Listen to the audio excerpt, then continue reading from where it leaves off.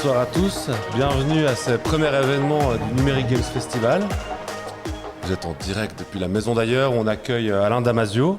Peut-être juste quelques mots pour ce que vous allez voir ce soir. En fait, le Festival Numérique Games 2020 a été, comme la plupart des manifestations culturelles, annulé. Une programmation spéciale avait été faite au mois de novembre sur la thématique du monstre autant dans la fiction que le monstre numérique. Cette thématique n'a pas pu non plus avoir lieu. Et l'équipe du festival s'est dit que finalement, ça pourrait être intéressant plutôt que de reporter cette édition à une année ultérieure, de proposer quelques événements de mars à juillet dans différents lieux d'Yverdon-les-Bains et aussi d'autres villes autour de cette thématique du monstre. Alain Damasio était un des invités du Numérique Games Festival du mois de novembre. Il avait accepté de venir et pour des conférences et pour des spectacles. Et c'est pour cette raison que ce premier week-end du Numérique Games est concentré autour d'Alain Damasio, de son œuvre, mais aussi de ses diverses productions. On va donc parler ce week-end de pandémie, on va parler aussi de techno-cocon, on va parler surtout de littérature, de spectacle, de musique, de rap même parfois. C'est quelque chose qui vous est offert par l'équipe du festival. On espère que ça vous intéressera. Toute l'équipe de la Maison d'Ailleurs et du Festival Numérique Games, en sachant que ce sont les mêmes équipes, ont travaillé pour vous proposer du contenu en streaming pour ce premier week-end, puisqu'on n'a pas le droit de se réunir. Alors finalement, autant vous proposer quelque chose de particulier. D'ailleurs, c'est une manière pour moi aussi de remercier nos partenaires, les deux coproducteurs du festival, l'Université de Lausanne et l'HEIGVD, qui, non content seulement de soutenir le festival, sont aussi ceux derrière les platines qui nous permettent ou qui permettent à ces lives d'avoir lieu. C'est aussi pour moi l'occasion de remercier le FIFDH, le Festival international et forum des droits humains à Genève, où nous serons avec Alain Damasio demain soir, samedi soir aussi en live streaming, le canton de Vaud, en particulier le CERAC et le SPI, et puis le théâtre Benoît-Besson, puisque dimanche, en fin d'après-midi, aura lieu en live streaming le spectacle, le concert-spectacle Entrée dans la couleur, dont Alain Damasio est un des deux protagonistes.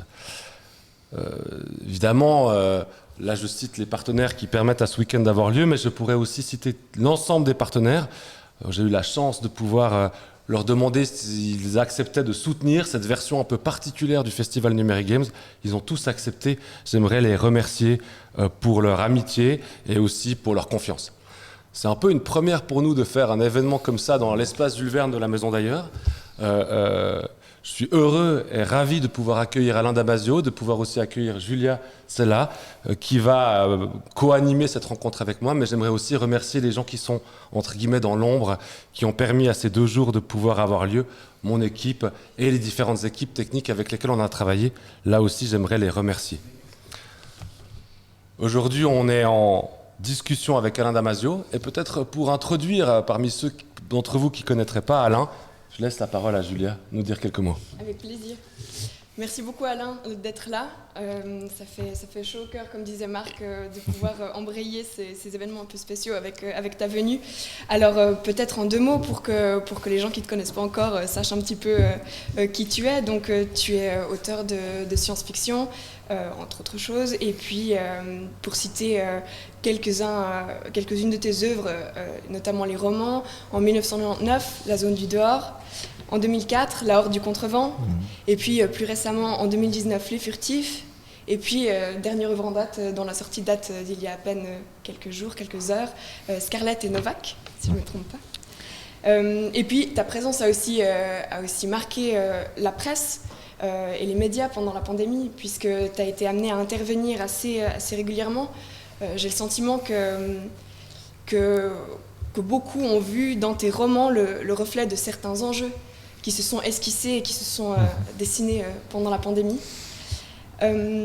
Et ceci m'amène en fait peut-être au premier sujet qui nous intéresse ce soir, qui serait la question de la pandémie et de son vocabulaire notamment. On a vu apparaître des termes comme le présentiel, le distanciel, les choses comme ça. Et je me suis dit qu'il y a dans ces termes une certaine tension oxymorique qui n'était pas tout à fait étrangère.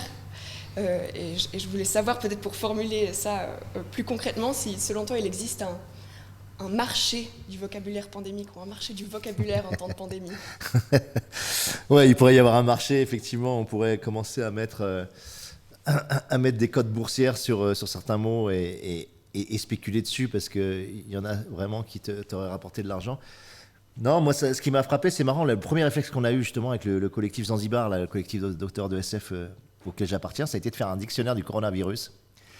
Et on a inventé comme ça tout un ensemble de mots, mais très vite, hein, au bout de 15 jours, 3 semaines, on avait publié ça sur Lundi Matin, qui est le site un peu radical du Comité Invisible. Et c'était marrant, c'était un premier réflexe de réappropriation du phénomène.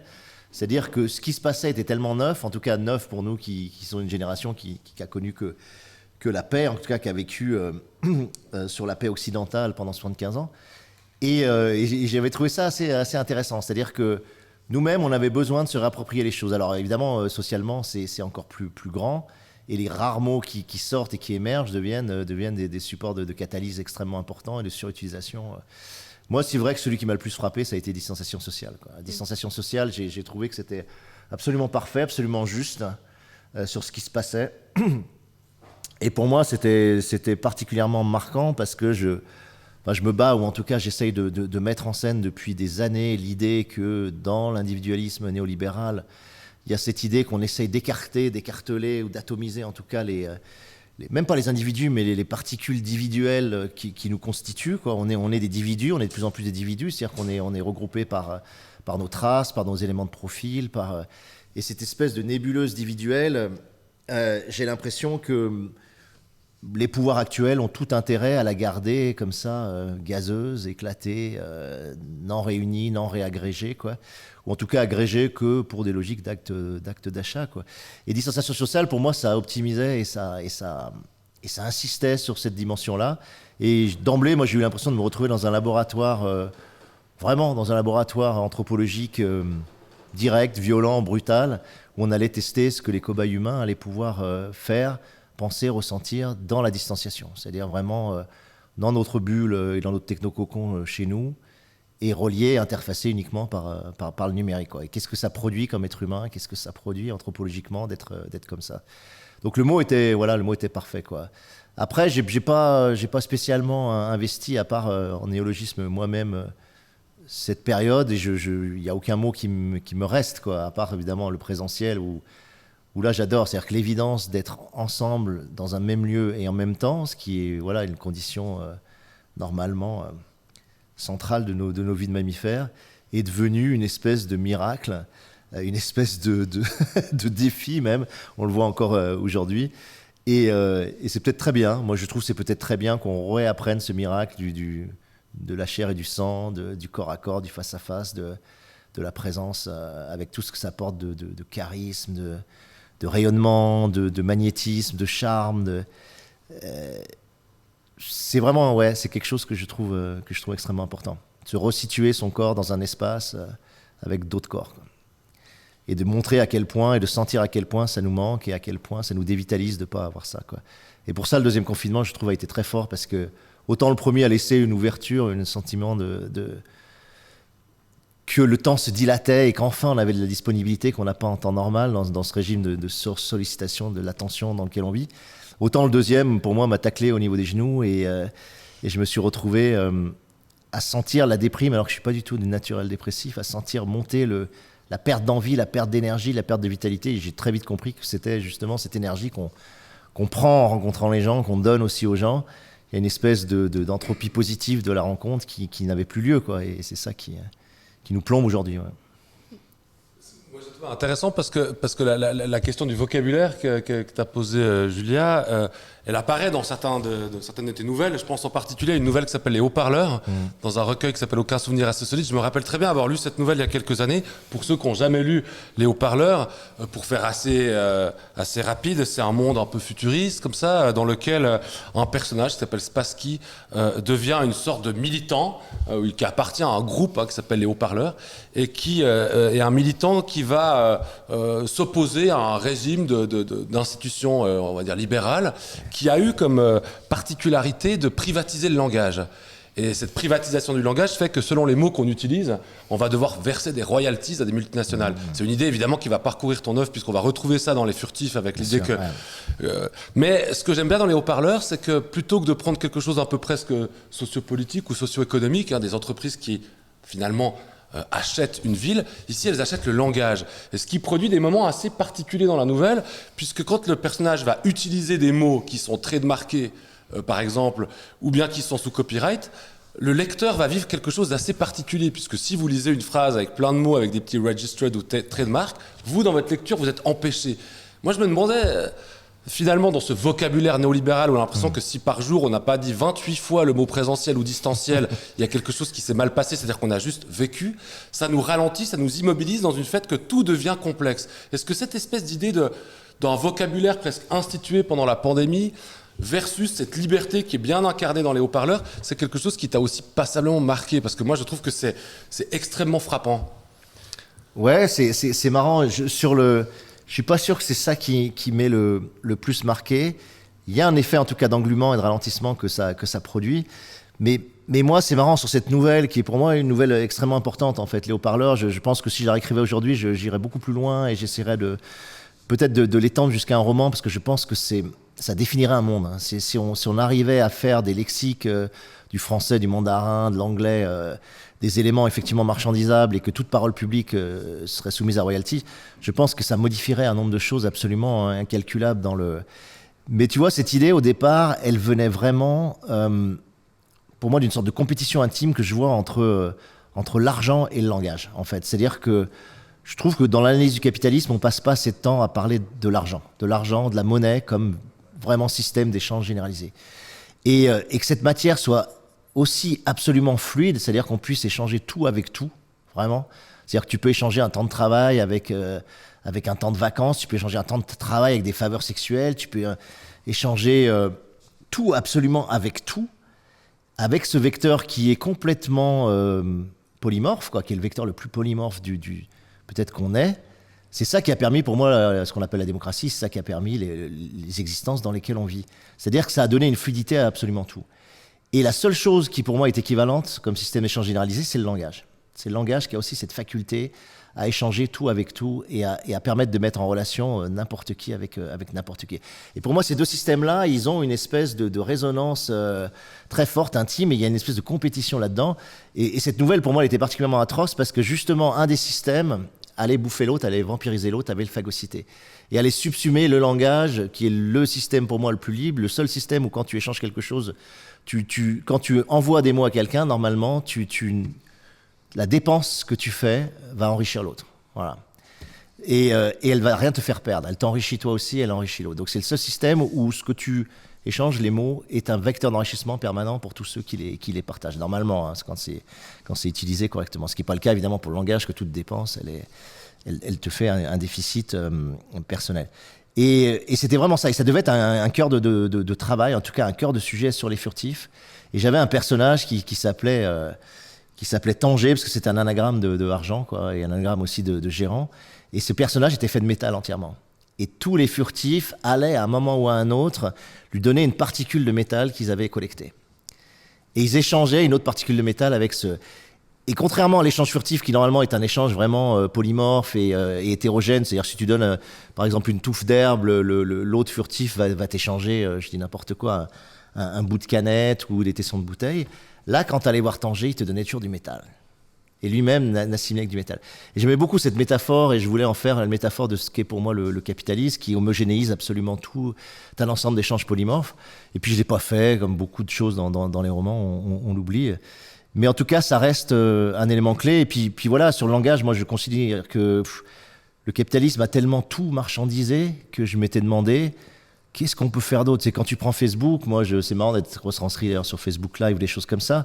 Pour moi, Facebook, ils ont eu un coup de génie, qui est un coup de génie très, très stupide, qui est de dire on va extraire de la plus-value sur l'amitié. Voilà. Les échanges interpersonnels, les échanges entre amis, les échanges entre proches vont générer des traces. Ces traces, on va les data miner, on va les corréler et on va extraire de la plus-value, on va faire du fric sur l'amitié, quoi, tu vois. Donc c'est déjà un truc complètement dingue pour moi, complètement incroyable comme invention, comme on a fait du fric sur l'amour, ou le fait de rencontrer les gens, ou de pouvoir avoir des rencontres amoureuses. Donc il n'y a quasiment pas un domaine que le capitalisme n'avait pas investi.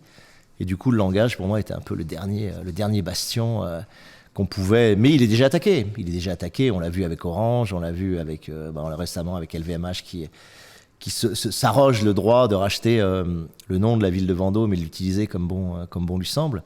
Mais c'est le cas aussi de Canal+, qui a racheté récemment le mot planète et dont les services juridiques se battent systématiquement avec toutes les assos écolos pour leur interdire d'utiliser le mot planète. C'est-à-dire qu'il y a un travail vraiment de préemption et d'instinct propriétaire autour des mots qui devraient être de tout le commun qu'on peut avoir.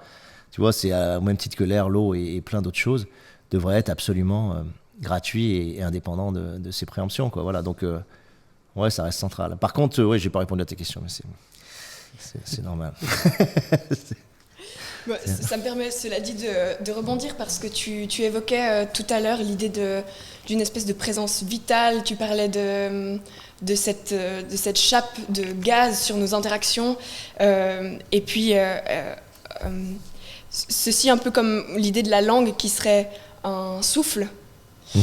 Qui est un souffle qui permet d'entraîner et de créer du mouvement et de lutter contre cette stagnation que tu décrivais à l'instant sur les réseaux, sur cette monétisation justement de nos échanges de souffle, et puis qui permet de lutter contre l'immobilisme et la cristallisation de nos discours. Et c'est vrai que je trouve intéressant, j'aimerais bien t'entendre sur ces analogies-là, l'idée de la langue comme souffle, et puis des échanges sur les réseaux comme plutôt des fluides, avec aussi cette analogie de la monétisation que tu évoquais à l'instant. Ouais, et puis tu as vraiment l'impression, moi j'ai vécu aussi ce premier confinement comme une espèce d'intensification de l'accès à l'information. Les sites d'information ont explosé, on a consommé énormément d'informations, et ce qui montre cette réflexe panique aussi d'essayer de comprendre quand quelque chose est profondément neuf.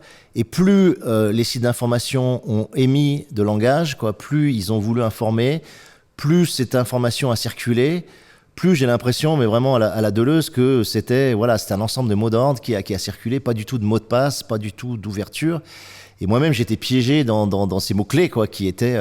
Donc j'ai l'impression que plus c'est intensifié, plus c'est émis, plus paradoxalement, on ne va pas vers une hétérogénéité, on va vers une homogénéité de la langue, et les mots deviennent vraiment une espèce d'objet, de matière réifiée qu'on s'envoie comme on s'enverrait un frisbee et qu'on fait circuler, Et ça, c'est assez flippant, C'est la vraie langue de bois, pour moi, c'est ça, cette espèce de frisbee en bois qu'on s'envoie par les réseaux, où tu vois aussi que les journalistes, comme ils peuvent plus se déplacer, ils peuvent plus faire d'enquête, ils peuvent plus descendre sur le terrain, ils sont plus du tout alimentés, ce qui fait que c'est l'infosphère elle-même qui génère ses propres mots-clés, qui les fait circuler indéfiniment, où le compte du journaliste devient de récupérer un tweet qui a été envoyé, puis de le mettre en copier-coller sur l'article, ce qui pour moi est la dernière façon de sombrer quand t'es journaliste, parce que c'est plus que de la mort que tu fais circuler et des mots d'ordre, Donc c'est plus ça qui m'a frappé.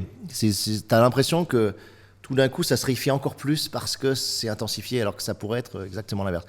Mais c'est un peu normal parce que moins t'as de temps pour véhiculer de l'information, moins t'as le temps de créer ou de réfléchir à ce que tu peux dire, plus tu vas utiliser la sémantique qui est déjà en place, Moi, je l'ai vu aussi, j'ai fait quelques articles, j'ai fait quelques interviews, etc.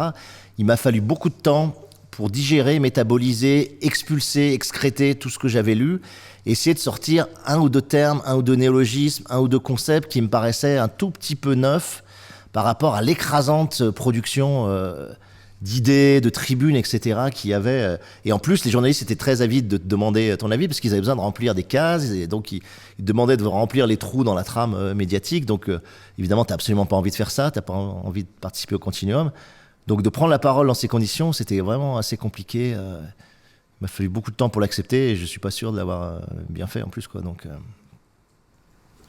Oui, je trouvais intéressant, en t'entendant à l'instant, ça donne presque l'impression d'une réalité qui se fige et qui s'immobilise parce qu'elle est auto-nourrie par des discours qui sont autosuffisants. Et puis la viralité devient extrême, C'est-à-dire que toute la mimésis, toute la copie de copie, etc., elle devient prédominante, Tu vois, tu sais, il y a cette phrase de Deleuze que j'adore quand il parlait de la littérature, mais déjà dans les années 70, il dit, les imitateurs s'imitent entre eux, D'où leur force de propagation, tu vois, j'adore le d'où leur force de propagation. C'est-à-dire que le fait de s'imiter, ça donne une viralité extraordinaire, et plus la viralité est rapide, intense et répétée, plus effectivement elle va toucher un grand nombre de gens, quoi. Donc on va utiliser le plus possible de termes dont la valeur de friction est la plus faible. Il faut des termes très aérodynamiques qui ne suscitent pas de friction, et des termes qui ne suscitent pas de friction, qui n'ont pas de connotation, etc. C'est par définition les termes les moins intéressants. Tu vois, c'est les termes qui ouvrent le moins d'espace mental et qui sont les plus fermés. Donc ils ont une vraie valeur d'échange parce qu'ils sont parfaitement dénotés. Tu vois, c'est comme en 84, c'est d'arriver à des termes qui sont parfaitement dénotés. C'est-à-dire qu'il n'y a pas de connotation possible dessus, quoi. Et là, tu atteins un langage qui a l'optimum de virilité, quoi. Mais c'est assez intéressant d'ailleurs parce que tu as toujours dans ton travail, dans tes romans, insisté sur la question du mouvement, de la vitalité, de la vie, de cette espèce de souffle. On peut penser à l'heure du contrevent où il faut affronter le souffle, etc. Et moi, je trouve qu'une des choses qui a été passablement vécue pendant cette période de pandémie, alors et physiquement, mais peut-être aussi un peu mentalement, et ça m'intéresse d'avoir ton point de vue, c'est que malgré la rapidité de circulation des informations qui était quand même, osons l'avouer, souvent à peu près les mêmes, on sent une sorte d'engluement, de perte de vitalité. C'est-à-dire qu'en fait, il y avait une sorte de rapidité très forte qui était par ailleurs relayée par les réseaux d'information, les canaux d'information, mais en même temps, le sentiment d'être englué, d'être immobilisé là-dedans, ce qui a pu peut-être par ailleurs conduire à une certaine forme d'angoisse ou de peur permanente. Je me disais, toi, voilà, pour moi, t'es l'écrivain en littérature française qui parle du mouvement, qui met en mouvement, qui autant dans les prises de position politiques que les prises de position littéraires parle de cette idée-là, de l'importance de la langue d'échange, de mouvement, de vitalité, d'être entre eux, de recréer du lien social, etc. Puis en même temps, cette période pandémique, c'est aussi une période de l'immobilisme physique. En plus, en France, vous, avec le couvre-feu aujourd'hui, vous êtes encore plus immobilisés, mais aussi l'immobilisation du discours qui semble s'échanger, mais finalement à vide. Ouais, je pense qu'il y a plusieurs choses là-dedans. Déjà, il y a eu plusieurs vagues. Il y a eu des vagues où l'économie de l'attention était tellement saturée par le Covid que c'était impossible d'intégrer d'autres informations et d'être nourri par autre chose que ça. Donc ça réduit l'empan, le spectre de façon très forte. Mais il y a aussi cette idée que, et c'est ce que je critique quand je parle de technococon ou en tout cas d'empire du numérique, c'est que ça fait de nous des machines molles réactives, quoi. Voilà. C'est-à-dire qu'on n'a plus la capacité d'agir réellement. On ne fait que réagir à un ensemble de sollicitations qui est permanent, quoi, et qui est extrêmement séquentiel, comme ça, qui est extrêmement réitéré. Et du coup, moi, je l'ai vraiment senti. C'est-à-dire que quand tu es chez toi, devant ton ordi, et que tu reçois, tu cliques, tu reçois donc des sollicitations en permanence, des notifs, tout ce que tu veux, des mails, alors pour les autres, moi, j'ai pas de smartphone, mais des SMS, etc. Tu reçois par tous les canaux énormément de sollicitations. Tu ne peux plus que réagir. Voilà. T'es dans un schème de stimuli-réaction et rien d'autre, tu vois. Et ça ne crée pas de mouvement, quoi. Ça peut pas créer de mouvement en réalité, quoi. Parce que le mouvement, pour moi, c'est vraiment une action, c'est quelque chose qui doit sortir de toi, parfois très lentement, et qui fait que tu vas poser enfin quelque chose. Et pour moi, le fait que le corps soit immobilisé, on aurait l'impression, on pourrait se dire, bon, ok, ton corps est immobilisé sur une chaise, t'es à 20 degrés, tu subis aucune pression, on va dire, physique, et tu peux aller très vite avec ton cerveau, puis envoyer plein de choses sur les réseaux et communiquer, réagir. Et en réalité, tu te rends compte que si le corps ne bouge pas, enfin moi en tout cas je le vis comme ça pour mon propre compte, si le corps ne bouge pas, la pensée ne bouge pas non plus, quoi. Voilà, tu vois. Et les gens m'ont dit, mais vous n'avez pas profité pour créer, etc. Mais non, mais j'ai rien créé, comme beaucoup de gens, beaucoup d'artistes, beaucoup de penseurs, on n'a rien créé du tout, parce que si le corps n'a pas la capacité d'être en mouvement, la pensée non plus ne bouge pas. Parce que moi j'ai toujours pensé que l'intelligence c'était cette corrélation entre le corps et l'esprit, quoi. C'est-à-dire que c'est parce qu'il y a une espèce de rapport permanent, d'entrechoc permanent entre le corps et on va pas dire l'esprit, mais on va dire le système nerveux central, quoi. Entre la chair et le système nerveux central, c'est cette espèce de constant mouvement entre les deux qui crée pour moi l'intelligence et qui fait que l'intelligence peut fonctionner. Donc moi, les seuls moments où j'ai pu m'aérer, retrouver du souffle, c'est quand je suis parti dans les calanques, parce que moi, j'ai pas du tout respecté le confinement, évidemment. Et donc, je sortais de ma tour et j'allais dans les calanques tous les jours, passer 2-3 heures. Et c'était génial parce que j'étais tout seul et que je voyais les dauphins et que c'était fabuleux, quoi. Mais j'étais d'ailleurs scié de la capacité de docilité des gens, d'obéissance, de confusion entre la légalité et la légitimité. Là, c'était parfaitement légal, mais parfaitement illégitime d'assigner les gens chez eux et de pas leur permettre d'aller dans les parcs, quoi, tu vois, de pas leur permettre d'aller dans le parc national des Calanques, de pas leur permettre d'aller dans des espaces naturels où de toute façon ils pouvaient contaminer personne, tu vois. Donc il y avait un choix qui était complètement absurde. Mais voilà, pour te répondre, l'englument, il vient du fait que le corps est plus en mouvement, quoi. Donc, et le corps plus en mouvement, t'as plus ce phénomène clé qui est la rencontre. Tu peux plus rien rencontrer, quoi. Tu rencontres plus de lumière, tu rencontres plus une roche, tu rencontres plus la falaise dans les calanques, tu rencontres plus le cyste, la myrte ou tu vois le lentisque pistachier, tu rencontres plus les crottes du renard tu rencontres plus personne physiquement à part ta propre famille. Et sans rencontre, il n'y a pas de miracle. Tu vois, c'est la rencontre qui active quelque chose qui peut te permettre d'être actif et en tout cas de te mettre en marche, quoi. Voilà. Tu sais, moi, je reste très nietzschéen. Hein, le cul de plomb, c'est le vrai péché contre l'esprit, quoi. C'est une grande phrase de Nietzsche, quoi. Le cul de plomb, c'est le vrai péché contre l'esprit. C'est rester assis, tu peux pas penser assis, quoi. Moi, je suis désolé, on pense mal assis, quoi. Moi, les grandes scènes de tous mes livres, elles sont venues en marchant, quoi. Elles sont venues quand je marchais, quoi. Et ça dit quelque chose quand même sur le corps. Ouais. Peut-être pour rebondir là-dessus, sur l'idée que la rencontre n'a plus lieu et qu'on est dans une posture où on est en fait placé en émetteur constant et que ces émissions ne suscitent plus en fait de réactions et de rencontres entre individus ou même entre instances, pour le réduire à ça, me fait penser à un film qu'on nous a soumis, qui nous est issu de l'Université de Lausanne, présenté par, vous le verrez dans la vidéo, par Manon Yendli, qui est donc à la faculté de droit des sciences criminelles et d'administration publique. Et puis, si tu es d'accord, ça m'intéresserait, au vu de ce que tu viens de dire, de t'entendre réagir à cela.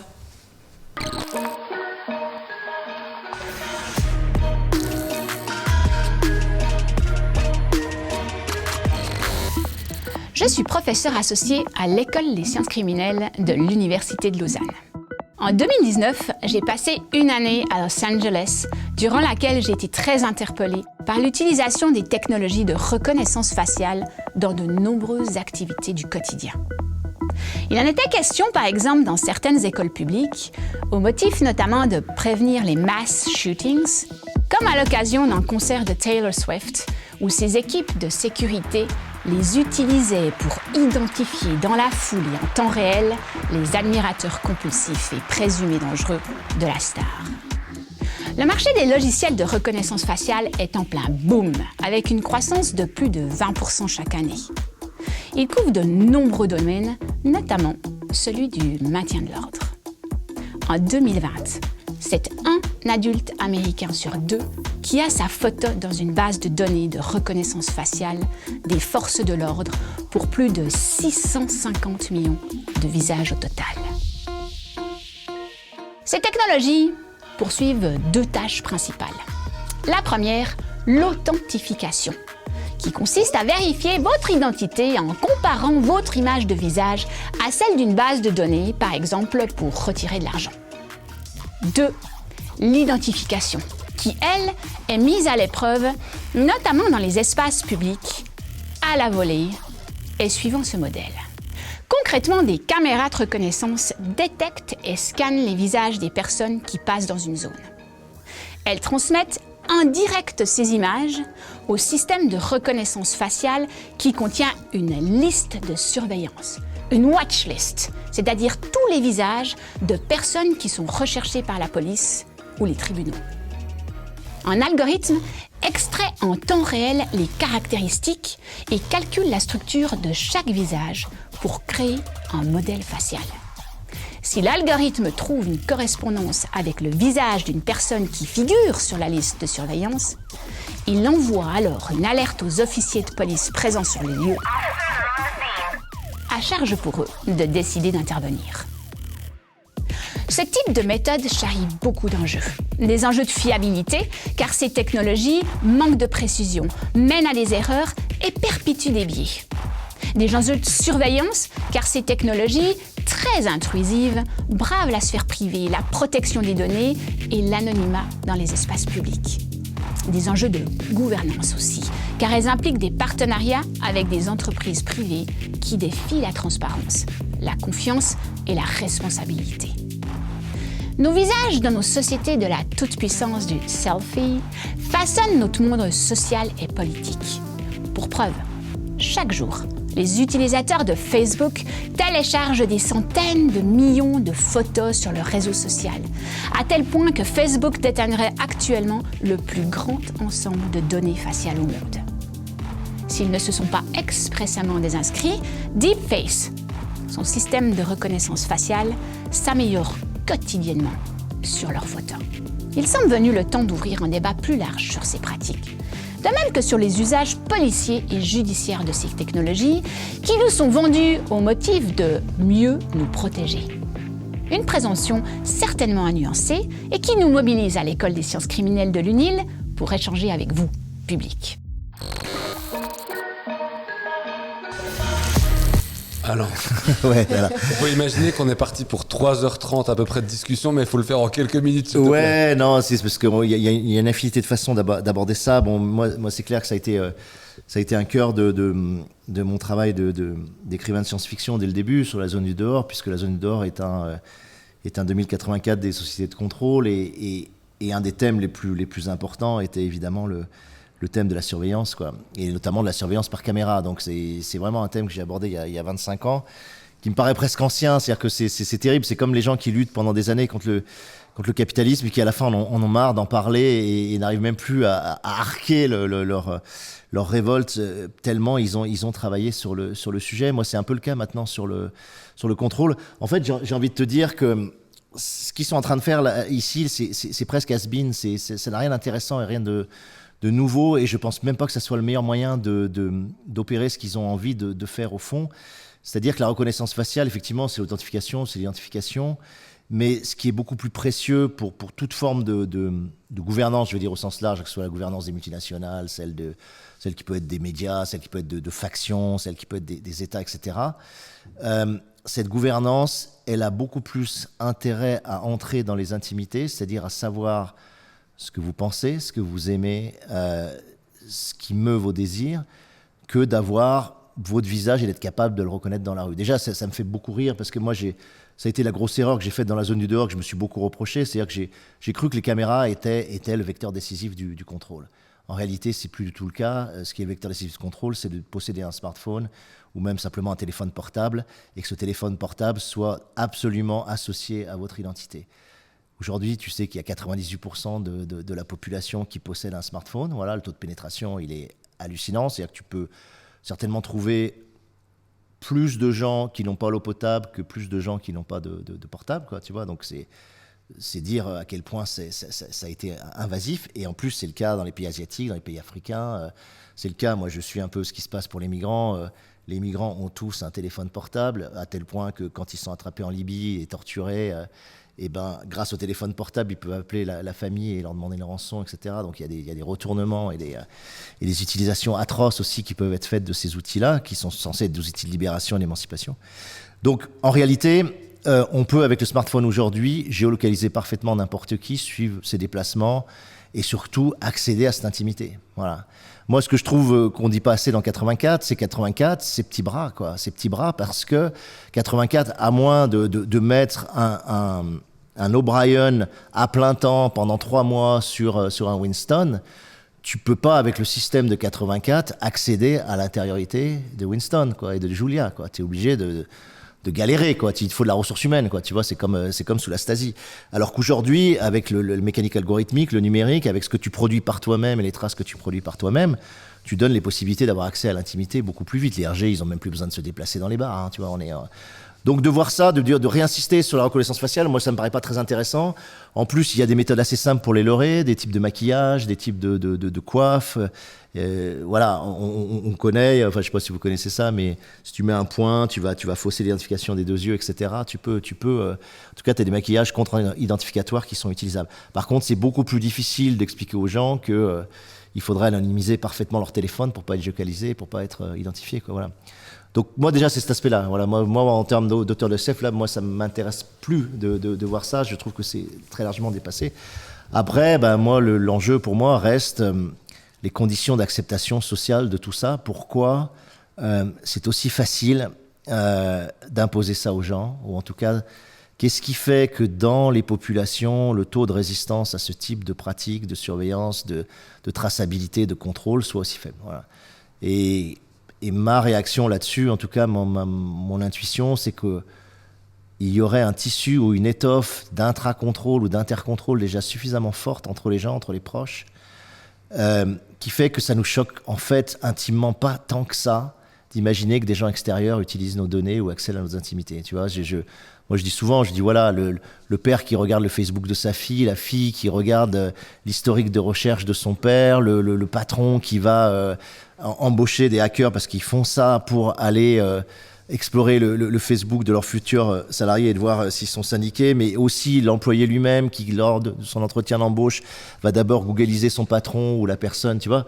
On est dans des mécanismes d'accession permanents à l'intimité des autres. Pour quoi ? Pour réduire l'incertitude, pour réduire la peur de l'altérité, pour savoir à qui on a affaire, pour se rassurer, etc. Tous ces mécanismes-là, c'est des mécanismes quotidiens en réalité. Donc quand des structures verticales le font, au fond, ça rentre en résonance avec des choses qu'on fait déjà nous-mêmes. Moi j'ai l'impression que c'est une des raisons, quoi.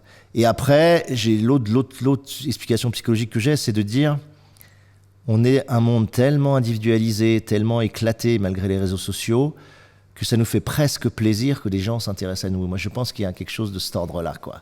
Et ça, on le dit pas assez, quoi. Mais quand tu dis aux gens, mais regarde, on sait toutes tes goûts, tes machins, et on t'envoie les pubs personnalisées qui correspondent à ses goûts, ils disent, bah, c'est très bien, quoi, tu vois. Ils ont l'impression qu'on tient compte de moi, on tient compte de mes goûts, on tient compte de mon profil, on tient compte de ce que je suis, aussi médiocre ces goûts soient-ils, tu vois. Et que finalement, je sais pas, j'ai l'impression que psychologiquement, les gens sont contents. Dans un système très individualisé, très éclaté, très solitaire, on est content qu'on s'occupe de nous, même si c'est un algorithme qui s'occupe de nous, quoi. C'est intéressant parce que dans une de tes nouvelles aussi, tu vois, on switch un peu dans les différents médias, tu donnes, tu esquisses, peut-être pas une réponse, mais en tout cas, tu évoques quelques questions sur cette espèce de volonté de captation. C'est une nouvelle qui s'appelle Captcha, qui apparaît aussi dans un recueil qui s'appelle Aucun souvenir solide. Alors, je vais évidemment pas raconter toute la nouvelle, si ce n'est que c'est une nouvelle que j'aime beaucoup, dans lesquelles vous avez d'un côté des enfants, puis une rue, et puis de l'autre côté leurs parents. Le but des enfants, c'est de rejoindre leurs parents, mais il s'avère que durant ce périple pour rejoindre leurs parents, des capteurs sont disséminés dans cette rue. Et chaque fois qu'un capteur vous capte, la partie qui est captée est dématérialisée. Évidemment, tout l'enjeu, et on le comprend, c'est que les enfants puissent traverser la ville pour atteindre leurs parents, ce qui est presque jamais arrivé. Et à la fin de cette nouvelle, dont on va pas vraiment parler ici, mais il y a un passage que j'aimerais te lire, puis j'aimerais bien te voir réagir, parce que je trouve que, tu disais, c'est important qu'on s'intéresse à nous, comme si on était un dieu, mais peut-être un dieu un peu solitaire. Alors je te relis le passage que tu connais par cœur, mais je suis pas sûr que nos auditeurs tous. C'est à la fin de la nouvelle, et les protagonistes retrouvent un livre dans les bases de données. Et il est dit ceci. Le texte disait en gros ceci, que la dématérialisation ne vient pas de la technologie, mais de notre esprit. Ou plutôt, que la technologie n'a jamais été qu'une substitution à nos corps limités, qu'une projection de nos désirs de puissance, qu'une façon géniale d'externaliser nos pulsions dans les machines afin de nous rendre omnipotents face au réel. Derrière les capteurs, il n'existerait pas, selon lui, donc le livre, une entité pensante qui serait la ville. Il y aurait plus profondément à l'œuvre une économie de désir partagée par tous les humains, adultes ou enfants. Lesquels, me diras-tu ? Le texte en cite beaucoup. Par liste, j'ai retenu ça. Conjurer le mouvement par la trace, l'événement par sa prédiction, l'écart par les normes. Vouloir saisir et capter compulsivement les gestes, les pensées et les actes. Collecter et cumuler ce qu'on prélève, vouloir surveiller, observer, entendre, partout, tout être, toute chose et tout le temps, être Dieu. Ouais. Non, mais c'est marrant, moi, cette nouvelle, c'est peut-être une de mes préférées, en réalité, dans tout ce que j'ai fait, parce que je sais pas, il y a une magie dans cette nouvelle, il y a quelque chose d'absolument poétique et d'absolument glacé en même temps qui co-fonctionne. J'adore c'est une nouvelle qui est inspirée de Borges, comme beaucoup. J'ai été évidemment absolument fasciné par la bibliothèque de Babel de Borges, et il y a une espèce de paraphrase à certains moments du texte de la bibliothèque. Et j'adorais construire une ville qui serait la bibliothèque de Babel, mais de la captation, quoi, du captcha. Et moi, ce qui m'intéressait, c'est d'essayer de comprendre d'où vient cette volonté de captation, quoi. Qu'est-ce que ça veut dire, vouloir capter un visage, capter un mouvement, capter une odeur, capter une empreinte vocale, pourquoi, quand tu regardes, et moi j'ai passé beaucoup de temps là-dessus, quand tu regardes les prototypes justement mis en place, soit par des criminologues, soit par les services de police ou des armées, pourquoi la captation et les capteurs est devenue la technologie la plus investie de toutes dans les dernières années, quoi, tu vois ? Pourquoi le fait de capter des traces est devenu aussi dément ?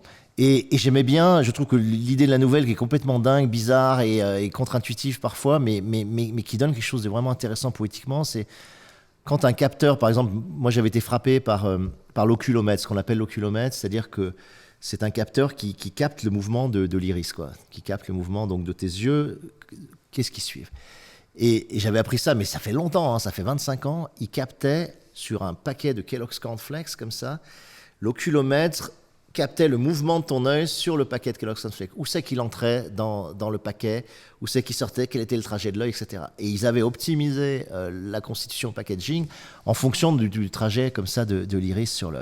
Et ça m'avait vraiment énormément marqué parce que c'était couplé à une autre invention de l'époque qui était que les chasseurs, enfin ceux qui avaient des avions de chasse, n'appuyaient pas sur un bouton pour tirer, mais le tir était indexé à la vision.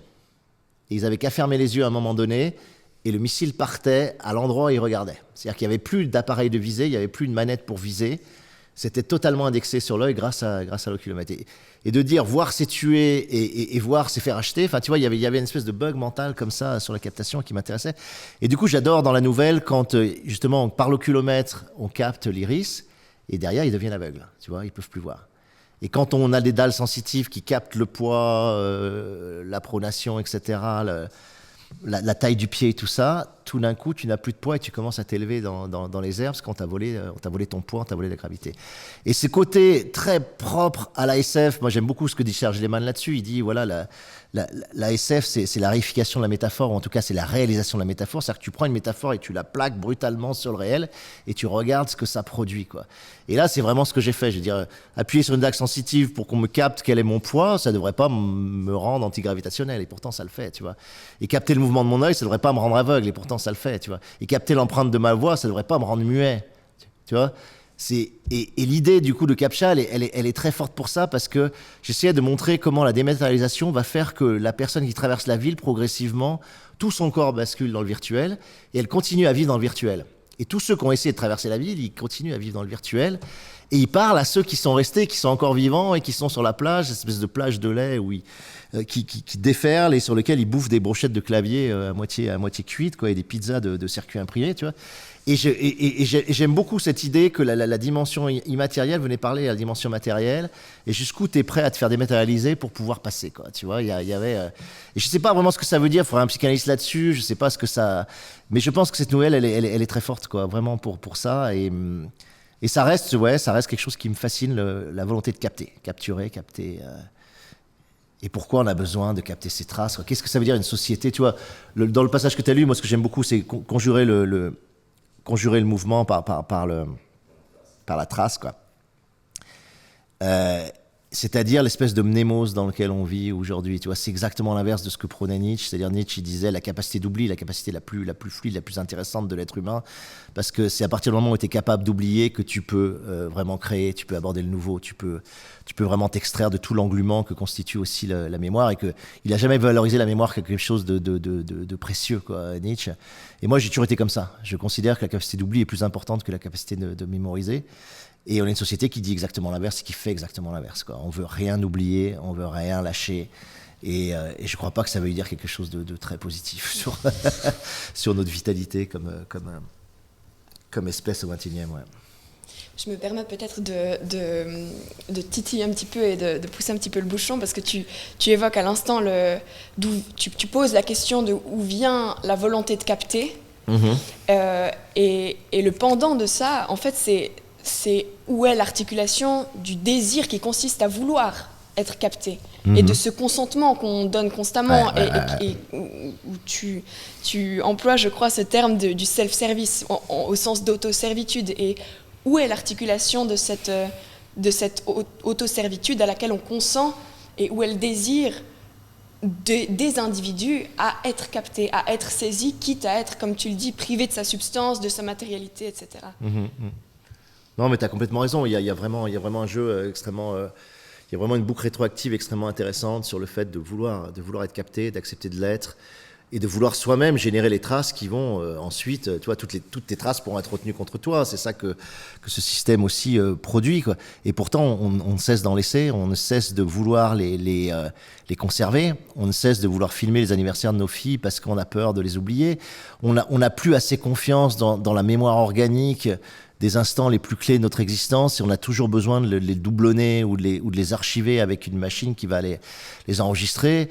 Et moi, je me bats régulièrement contre ça, quoi. Tu vois, j'ai toujours défendu l'idée que si un événement est suffisamment intense, riche et puissant, tu n'as absolument pas besoin de l'enregistrer et qui va rester dans ta mémoire organique sous la forme qui doit rester. Et c'est ça qui est précieux. Mais plus personne raisonne comme ça. Tu vois, moi, je me souviens de Patti Smith qui disait, c'est quand même hallucinant. Je fais des concerts aujourd'hui où la moitié du concert, les gens le passent à filmer ce que je suis en train de chanter. Et la deuxième partie du concert, ils la passent à regarder ce qu'ils ont filmé, tu vois. Tu vois, au point où elle disait, il lui arrivait sur des chansons de dire au public, dit maintenant on va faire un truc complètement fou, vous allez éteindre les smartphones et vous allez vivre les 3 minutes du morceau en pur, direct, tu vois, et vous allez rien repailler, vous allez rien retenir, vous allez rien archiver, vous allez juste vivre un présent absolu. Et s'il reste quelque chose de ce présent, tant mieux. S'il en reste rien, ben c'est peut-être qu'il méritait pas d'être retenu, quoi. Et ça, moi, c'est vraiment quelque chose que j'ai tout le temps en tête. Mais après, on pourrait parler tu vois, ça se ferait un Foucault pour analyser cette envie de laisser prise aux autres, de laisser prise au pouvoir, cette envie d'empreinte aussi, cette envie d'imprimer quelque chose sur les gens. Et tout ce jeu de la captation obéit à ça, quoi. Après, c'est autre chose, l'auto-aliénation, pour moi, et ce que j'appelle le self-service, c'est-à-dire ce vice de l'auto-servitude. Je pense que c'est vraiment propre au numérique, mais sur un autre axe. C'est pas vraiment pour moi lié à la captation, là, pour le coup, c'est encore autre chose. C'est vraiment la capacité à empoigner des outils ou à se servir d'outils dont tu sais parfaitement qu'ils vont maximiser ton addiction et ta dépendance. Et tu peux pas t'empêcher de le faire, et tu t'auto-pièges à l'intérieur de ça, quoi. Et pourtant, aucune institution te met un flingue sur la tempe pour t'obliger à utiliser Facebook, Instagram, Twitter et tous ces réseaux, ou même toutes ces applis extrêmement addictives. Et pourtant, tu le fais, quoi. Tu vois. Donc, on est vraiment dans des régimes, effectivement, mais Foucault l'avait déjà défini, hein, d'induction, de séduction, de suggestion, des régimes qui sont extrêmement doux d'un point de vue de l'impact, mais qui sont d'autant plus efficaces qu'ils ont une très très forte aérodynamique, c'est-à-dire qu'ils génèrent aucune résistance, quoi. Ils génèrent extrêmement peu de résistance, donc c'est des pouvoirs très aérodynamiques pour moi. Et c'est ce qu'ont réussi toutes les plateformes, hein, des GAFAM. Ils ont créé des plateformes où effectivement, avec de tout petits outils comportementalistes, le fameux nudge, le fameux coup de pouce ou coup de coude qui te pousse à faire ceci, mais avec une toute petite suggestion infinitésimale, avec tout le travail qui est par contre arachnéen de design de la dépendance qu'ils ont financé depuis des très nombreuses années en utilisant des behavioristes et tout, et en utilisant les biais cognitifs de l'être humain. Bon, tout ça, effectivement, tu peux pas le nier, c'est une volonté de pouvoir très forte et de manipulation très forte, mais malgré tout, au départ, c'est toi qui empoignes ou non ces outils, c'est toi qui les utilises ou non, et donc c'est toi qui te mets en situation de dépendance et d'auto-addiction ou pas, quoi. Tu vois, il y a vraiment quelque chose de cet ordre-là, et moi j'insiste vraiment là-dessus, surtout auprès des jeunes, parce que je considère que c'est clé pour essayer de retrouver, je dirais, un point de fuite émancipateur, quoi, dans ce type de monde. Ouais. Je trouve intéressant que tu emploies le mot de behaviorisme, parce que c'est peut-être là où je crois que je voyais le lien justement entre le fait d'émettre des traces et de se servir soi-même, dans le sens où on va être amené en fait à observer nos propres comportements, et être pris dans une boucle où on émet des comportements qui sont destinés qu'à nous-mêmes. Et peut-être pour illustrer ce que j'entends par là, le deuxième volet du diptyque proposé par l'Université de Lausanne, cette fois-ci mené par Marianne Schmidt-Mast, qui, elle, nous est issue de de la Haute École de Commerce, et qui nous fait une proposition en film également.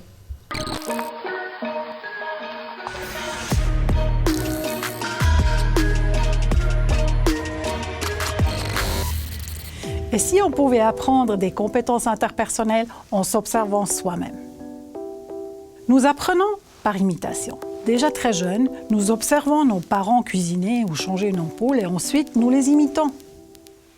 C'est la même chose pour apprendre à se comporter dans différentes situations sociales. Par exemple, lorsque nous apprenons à négocier, à persuader ou encore à être à l'écoute, nous utilisons des modèles de rôle pour nous perfectionner. Plus concrètement, Si je veux améliorer mes compétences en matière de présentation en public, je vais regarder comment, par exemple, Barack Obama parle en public. Et ensuite, j'apprendrai à imiter certains aspects de son comportement. Mais peut-être je me dis qu'imiter Barack Obama, c'est quand même difficile. La recherche montre que plus le modèle de rôle me ressemble, mieux j'apprends à l'imiter. Et si on poussait ceci à l'extrême, si je me vois moi-même comme modèle de rôle montrant un comportement que je ne maîtrise pas encore vraiment, est-ce que j'apprendrai en m'observant moi-même plutôt que quelqu'un d'autre? Mais comment pourrais-je m'observer moi-même maîtriser des compétences que je ne maîtrise pas encore? À l'aide de la réalité virtuelle, nous pouvons créer un humain virtuel, appelé avatar, qui nous ressemble mais qui se comporte de manière indépendamment de nous. Un sosie virtuel. Basé sur la photo d'une personne, nous pouvons créer un sosie virtuel. Ce sosie peut donner une présentation en public qui est parfaite. Nous pouvons donc mettre un casque de réalité virtuelle et nous asseoir dans l'audience. Une fois installés, nous pouvons nous observer nous-mêmes, veut dire notre sosie virtuel, donner la présentation parfaite. Ici, vous voyez la perspective d'une personne qui se voit présenter devant un public virtuel. La question que nous investiguons est, est-ce que nous apprenons plus facilement des compétences interpersonnelles comme présentées en public si nous nous observons nous-mêmes comme modèle de rôle? En observant notre sosie virtuelle, nous voyons que nous sommes déjà capables à maîtriser la compétence que nous aimerions perfectionner. Cela devrait donc être plus facile d'adopter ce comportement pour de vrai. Nos résultats préliminaires montrent que ce genre d'entraînement peut être particulièrement efficace pour des gens qui n'ont pas beaucoup de confiance en leurs capacités.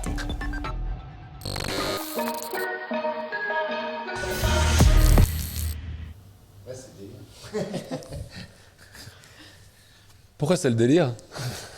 Non, je trouve ça marrant d'utiliser effectivement un avatar de soi-même pour essayer de... Toi, cette logique d'amélioration de soi-même, cette logique de performance à optimiser par rapport à ce qu'on est capable de faire ou de ne pas faire, et de se projeter soi-même comme étant le modèle qui peut être améliorable ou amélioré. Ouais, je trouve ça intéressant psychologiquement. Il faudrait faire toute une étude sur toutes ces logiques depuis les Grecs d'amélioration de soi et de voir comment ça a évolué aujourd'hui, quoi. Mais je trouve ça assez marrant, assez touchant même. Ouais. Peut-être pour sortir un petit peu justement de ces questions, parce qu'on vient d'échanger pas mal sur la question des réseaux, des traces qu'on laisse et de la cristallisation, du côté figeant que ça peut amener. Peut-être pour clore ce premier volet de questions, moi j'ai été assez saisie en t'entendant t'exprimer pendant diverses interviews pendant cette pandémie sur les réseaux d'analogie que tu tires.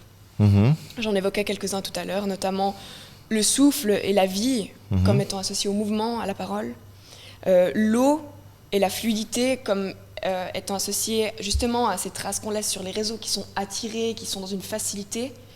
Et en entendant cette analogie, je me suis dit, tiens, est-ce qu'on pourrait poursuivre cette métaphore un peu élémentale?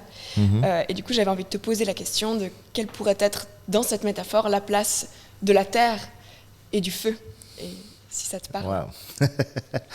C'est très difficile, mais tu as raison, tu pointes quelque chose de très juste, c'est que j'ai tendance à privilégier comme élément, en tout cas sur les quatre, l'air et l'eau. Mais je pense parce que c'est une fascination que j'ai depuis toujours pour la fluidité, quoi. C'est même... je dirais dans un modèle de séduction, enfin, je me rends compte que souvent les personnes qui me séduisent, c'est celles qui ont une forme de grâce ou de fluidité dans le mouvement, et donc qui sont associables pour moi à l'élément air ou eau. Et ça, c'est vraiment très net dans mes personnages féminins, dans tous mes livres. Si tu regardes, il y a des éléments clés, quoi, même des termes clés qui sont liés à la grâce. Et mon éditeur se moque de moi parce que je dis toujours fluide, souple et grasse dès que je parle d'un personnage qui est objet du désir d'un autre personnage. Mais bon, sur la Terre, ouais, ça c'est vraiment intéressant de voir, parce que ouais, si je reprends effectivement la Horde du Contrevent, c'est évident que l'incarnation du mouvement a été produite, enfin de cette idée très deleuzienne, mais toute la philosophie, je dirais moderne, est fondée là-dessus, sur l'idée qu'il n'y a pas d'essence, de substance, mais que le mouvement est premier, et puis que tout ce qui est substance et essence, c'est un ralentissement, une coagulation.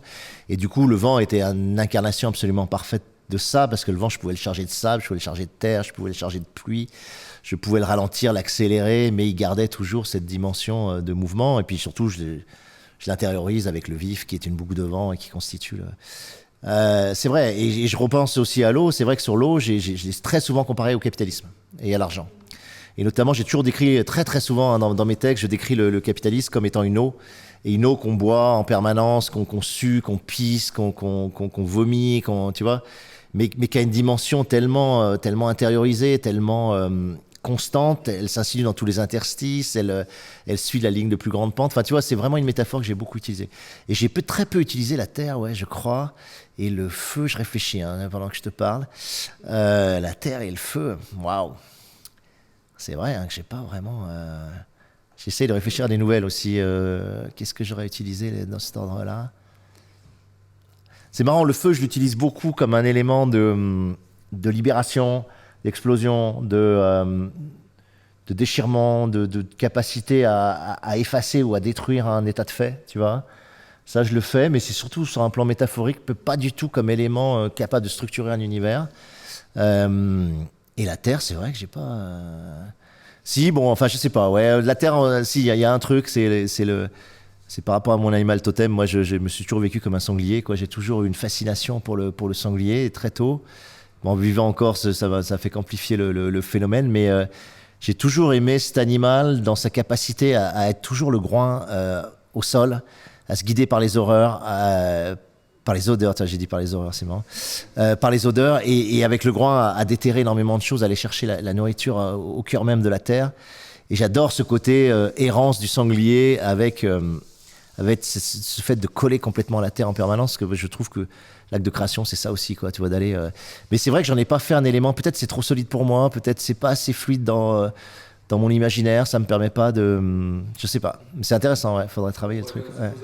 Golgoth, par exemple, dans la Horde, qui est peut-être le personnage le plus... c'est le personnage le plus terrestre, c'est le personnage le plus ancré, le plus terrestre, c'est le sanglier d'ailleurs, pour moi c'est le Gorse dans la Horde, c'est-à-dire c'est le sanglier de vent qui est capable de remonter le vent parce qu'il est aérodynamique, parce qu'il est... Enfin, une aérodynamique de gouttes, quoi, comme ça, qui pénètre. Mais ouais, effectivement, non, c'est une vraie question, ça. C'est peut-être aussi l'idée qu'on avait pour cette deuxième partie d'entretien, c'était Alain Damasio, c'est d'abord un écrivain. Alors c'est pas d'abord un écrivain au sens existentiel, mais c'était connu, on t'a lu. On parlait du nombre de gens qui ont découvert les furtifs, qui se sont peut-être passés les furtifs. On évoque aussi la communauté des gens qui te suivent, qui viennent vers toi, qui est étonnamment peut-être dans le milieu de la science-fiction relativement jeune. Tu disais que ton public cible, il avait entre 20 et 35 ans. Il y a en même temps une explosivité dans ta langue, il y a une manière de travailler le style.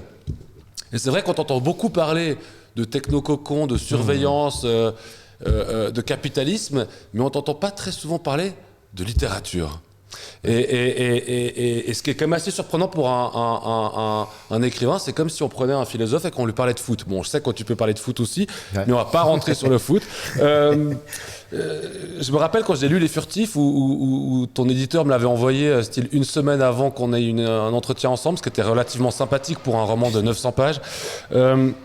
J'avais été assez frappé par quelque chose que j'avais jamais vraiment vécu, c'était la capacité que tu avais à mettre le lecteur en mouvement par le style. Alors pour ceux qui n'ont jamais lu les Furtifs, il y a des phrases par exemple où les temps verbaux ne concordent pas. C'est-à-dire des phrases où les temps verbaux c'est au conditionnel ou au futur et au passé en même temps. Ce qui fait que quand on lit ça, on s'arrête. Je pense aussi à la première page de la Horde où on a juste cette ponctuation qui finalement glisse vers du sens. Tu passes ton temps à jouer avec des glyphes, avec des virgules, avec des accents, avec des ralentissements, etc. On a l'impression que tu écris le mouvement, qui a presque un rapport métapoétique quelque part à ça, comme si l'écriture, elle incarnait le mouvement intérieur que le lecteur avait. Et donc, plutôt que de parler de mouvement, on va dire, général, je m'intéressais à ça. Comment on travaille la langue quand on est Alain Damasio ? Ouais, tu touches un point absolument, pour moi, décisif et central de l'écriture, et des fois, je comprends pas qu'elle soit pas centrale pour tout le monde, pour tous ceux qui écrivent. C'est-à-dire que pour moi, le style, c'est tout simplement le mouvement. C'est la capacité à épouser le mouvement, soit de la sensation, soit du percept, soit du concept. Tu vois, de Deleuze l'a dit encore magnifiquement, il a dit, voilà, le style en philosophie, c'est le mouvement du concept. Mais sauf que tu peux élargir et dire le style vraiment en littérature, c'est le mouvement de la sensation, c'est le mouvement de l'émotion, c'est le mouvement. Et c'est pas du tout un enjeu de mots exacts, quoi. Moi, je jure, à chaque fois que j'entends un écrivain dire il faut choisir le mot juste, le mot exact, qu'il y aura une exactitude du mot dans la phrase qui permettrait de sauver la phrase ou d'atteindre la perfection de l'émotion ou de la sensation. En réalité, il n'y a pas de mot juste, il y a un mouvement juste. Voilà. Il y a un mouvement qui est parfaitement exact, il y a un geste d'écriture qui est adéquat à la sensation que tu veux véhiculer ou qui n'est pas adéquat. Et parfois, ce geste, il faut le trouver aussi pour le concept. Il y a un certain mouvement du concept qu'il faut parfois trouver. Parfois, il faut plier la phrase pour restituer le concept de pli. Parfois, il faut l'enspiraler pour véhiculer le concept de tourbillon, etc. Et ça, c'est vraiment le plus grand art et l'art le plus profond et le plus important d'un écrivain, quoi. Donc moi, je dis toujours en littérature, on parlera après de la dimension purement physique, c'est-à-dire vraiment coloriste presque du langage, et on pourra parler des phonèmes, on pourra parler des voyelles, des consonnes, etc. Parce que moi, j'ai tout repris à zéro là-dessus, et je suis un autodidacte de la phonétique, vraiment, je l'ai appris tout seul, et j'ai travaillé comme un artisan sur ce poids, cette coloration, cette matière que portent les phonèmes. Mais j'aurais parlé du deuxième grand segment, parce que c'est celui sur lequel tu m'interroges, c'est la syntaxe. Voilà. Pour moi, il n'y a pas de grand écrivain sans grande syntaxe. La seule chose importante qu'il faut savoir maîtriser, la seule chose clé qui décide de la qualité d'un style, c'est la syntaxe. Voilà. Donc, et ça, la syntaxe, c'est extrêmement difficile à bosser. C'est ce qu'il y a de plus difficile. C'est extrêmement difficile d'inventer syntaxiquement, de trouver des formes nouvelles qui n'ont pas été explorées. Et il y a très peu d'écrivains dont tu peux dire ce sont des créateurs en syntaxe. Moi, je peux t'en citer 3 qui, pour moi, m'ont influencé et m'ont structuré. C'est Antonin Artaud, c'est Valère Novarina et c'est Stéphane Mallarmé. Voilà, ces 3-là, tu peux explicitement. Et je parle de Mallarmé pas en poésie, je parle de Mallarmé vraiment en prose. De Mallarmé, il faudrait lire Divagation et obliger tous les écrivains apprentis, tous les gens qui souhaitent écrire, de dire vous lisez Divagation de Mallarmé, et ensuite on discute, et ensuite vous prenez une par une les phrases de Mallarmé et vous essayez de comprendre comment s'écoule la phrase. On a une chance incroyable, tu vois. On a une chance incroyable, c'est que voilà, on a un œil en Occident qui lit de gauche à droite et de haut en bas. Et quand tu lis, tu fais couler une phrase. Voilà. Ta vitesse de lecture fait couler une phrase. Donc de toute façon, tu peux chercher dans tous les sens tout ce que tu veux, il faut revenir au concret. La phrase est une aérodynamique, la phrase est une hydrodynamique même, parce que c'est pas aussi léger que de l'air. Il y a un poids, il y a une viscosité, il y a une fluidité des mots qui fait que ta grande question quand tu démarres une phrase, c'est comment je vais la faire couler. Voilà. À quelle vitesse je vais la faire couler, comment je vais la ralentir, quel mouvement je vais lui donner. Moi, je trouve que la meilleure façon de définir le travail d'un écrivain syntaxiquement, c'est de dire j'ai un torrent dans la main, j'ai un torrent en moi, comment je le fais couler. Est-ce que, à des moments, je crée des falaises pour qu'on ait des cascades? Est-ce qu'à des moments, j'élargis un peu les bords de mes canyons pour qu'une vasque se crée? Est-ce qu'à des moments, je les élargis vraiment beaucoup pour que j'ai un long moment plan où l'eau, tout d'un coup, se répartit, fait des minuscules contre-courants, mais en gros coule très très largement, très très platement. Et puis tout d'un coup, je vais réaccélérer la phrase, je vais concentrer le canyon, Et tout ça, tu le gères avec la ponctuation, notamment la ponctuation, c'est les rochers que tu balances dans le torrent. Donc tu balances des gros rochers, tu décides par où va passer le courant. Et puis après, tu gères les berges, tu gères la profondeur, tu gères beaucoup de choses. Mais en tout cas, tu peux pas faire de la syntaxe si t'as pas le sens de ça, de cet écoulement-là. Et moi, je commence, d'ailleurs dans l'atelier d'écriture, moi j'aime pas faire l'atelier d'écriture, mais quand je démarre, je dis une chose aux gens, je dis voilà, vous avez des masses dans les mains, me parlez pas du sens du mot, j'en ai rien à foutre, quoi. Mais si vous dites, par exemple, malencontreusement, tu vois, la masse que prend malencontreusement dans la ligne, ou si vous dites vite ou vif, vous avez de toute façon une vitesse de lecture qui va tout à fait être différente. C'est-à-dire que tu prends la masse de malencontreusement, où tu as le tout petit segment vif qui va à peine t'arrêter et qui va faire un petit point comme ça, un staccato, quoi, et qui va du coup donner une dynamique tout à fait particulière. Donc si tu fais une succession, par exemple, de monosyllabes très courtes, tu donnes un effet de staccato sur un violon. Tu vois, ça ne veut pas dire que tu vas forcément aller plus vite d'ailleurs, mais en tout cas, tu vas donner une nervosité à un côté extrêmement haché. Et si par contre, tu commences à prendre des trisyllabes, des quadrisyllabes, des pentasyllabes, pour engluer et ralentir l'écoulement, tu produis quelque chose dans le rythme de lecture qui va être extrêmement important. D'où le fait aussi que je travaille beaucoup la typographie et la typoésie, parce que c'est un élément clé aussi de ralentissement et de gestion du rythme dans la phrase. Donc Donc la syntaxe, c'est clé, quoi. Et moi, la seule chose que j'ai à côté de moi quand j'écris, et ça fait quand même 30 ans que j'écris maintenant, c'est un truc, les gens, je pense qu'ils regarderaient ça, ils feraient, mais what the fuck, quoi. Pourquoi tu as ça à côté de toi? Ce n'est que les connecteurs syntaxiques. Ça s'appelle, j'ai une page, elle s'appelle articulé, quoi. C'est toujours la même depuis 30 ans. Et j'ai toutes les conjonctions de subordination dessus, quoi. Les puisque, les parce que, les alors que, les quoi que... Et pareil au niveau des adverbes, etc. Donc tout ce qui permet de plier la phrase, de l'articuler, d'articuler une subordonnée, une principale, voilà. Et ça, je l'ai toujours à côté. Et même en l'ayant toujours à côté, je suis toujours sur des syntaxes qui sont encore trop pauvres, trop simples, pas assez variées. On est tout le temps à faire les mêmes trucs, quoi. C'est insupportable, quoi. Parce que la syntaxe, ça touche au frayage, ça touche à l'écoulement même de ta pensée, de ta sensation. Donc si tu travailles pas en permanence pour dérouter, en permanence pour dribbler, en permanence pour bifurquer dans ta syntaxe, eh ben, tu arrives à des phrases qui sont toujours les mêmes, tu es sur sujet, verbe, complément. Moi, je dis, alors ça paraît très prétentieux, mais des fois, je dis aux gens, je suis désolé, un livre, il se juge en trois passages. Tu vois, moi, j'ouvre le début, j'ouvre le milieu, j'ouvre sur 3 passages. Et tu vois immédiatement la syntaxe. Tu vois, quoi. Tu vois, je peux te dire qu'Amélie Nothomb, c'est toujours la même syntaxe. T'as un départ en complément circonstanciel ou bout de subordonné, et ensuite ça plie en un seul pli, et t'es sur la principale, tu vois. Et c'est tout le temps comme ça. Et c'est juste insupportable, parce que tu peux pas traduire des sensations complexes, fines, avec ça. C'est pas possible. Tu peux pas, quoi. Tu peux mettre tous les mots exacts que tu veux, tu n'y arriveras pas, tu vois. Là, il y a quelque chose d'intéressant parce que le lecteur, il va te suivre dans la syntaxe. Et donc, lui, ses sensations, on parlait tout à l'heure de l'identification au personnage, etc. Finalement, on suit ce torrent et j'ai envie de dire presque involontairement, parce qu'on ne fait pas ce choix-là, quelque part, mais involontairement, on va vivre cette sensation-là, et cette sensation, elle ne peut que produire ce qui revient dans la plupart de tes interviews en permanence, c'est-à-dire cette question de se mettre en mouvement. Pas seulement le mouvement comme concept philosophique, mais cette capacité à se mettre réellement en mouvement. Mais tu embarques vraiment le lecteur. C'est-à-dire que si ta phrase n'embarque pas, qu'est-ce que tu veux qu'il se passe, quoi? Tu vois, si tu crées un moment de nervosité entre 2 personnages et qu'il y en a un qui est extrêmement nerveux, tu vois, et que si ta syntaxe, elle n'est pas saccadée, elle n'est pas nerveuse, elle n'est pas hachée, que tu n'es pas sur des monosyllabes, que tu n'es pas sur une survirgulation, que tu n'es pas à balancer du tiret long pour resegmenter, etc., que tu n'as pas cette dynamique des masses qui va être une dynamique extrêmement coupée, segmentée, comment tu veux restituer la sensation de nervosité? Tu peux dire, il était nerveux, mais ça produit rien, tu vois.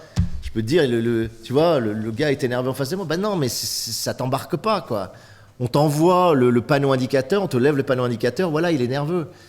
Mais non, tu ressens pas qu'il est nerveux, tu vois. Il faut et c'est la syntaxe qui va te faire ressentir qu'il est nerveux, tu vois. Donc moi, c'est pour ça que j'ai aucun mal. Par exemple, les gens disent, ouais, putain, ils sont bien tes scènes d'action, tu vois. Mais pour moi, il y a aucune difficulté particulière sur les scènes d'action, puisque la scène d'action, c'est un mouvement que tu décris, quoi, tu vois. Donc c'est complètement homogène à la syntaxe. C'est pareil. Moi, j'ai 2 choses que j'arrive à faire très facilement, c'est d'écrire le son, parce que j'utilise tout le champ phonématique, et d'écrire la danse. Tu vois, la danse qui est une gestuelle. C'est-à-dire que ça ne me pose aucun problème parce que, pour moi, il y a une espèce de structure analogique extrêmement claire entre la gestuelle et la syntaxe. Donc, je ne fais pas d'effort particulier du tout pour décrire la danse, pour décrire une gestuelle. Et quand tu regardes mes livres, je suis très mauvais pour les descriptions visuelles, je ne suis pas du tout un visuel. Et je vais être très bon sur l'auditif et très bon sur le kinesthésique et le gestuel. Tu vois. Et c'est parce que la syntaxe, voilà, est clé. Et après, même, tu sais intérieurement si c'est suffisamment mobile ou pas.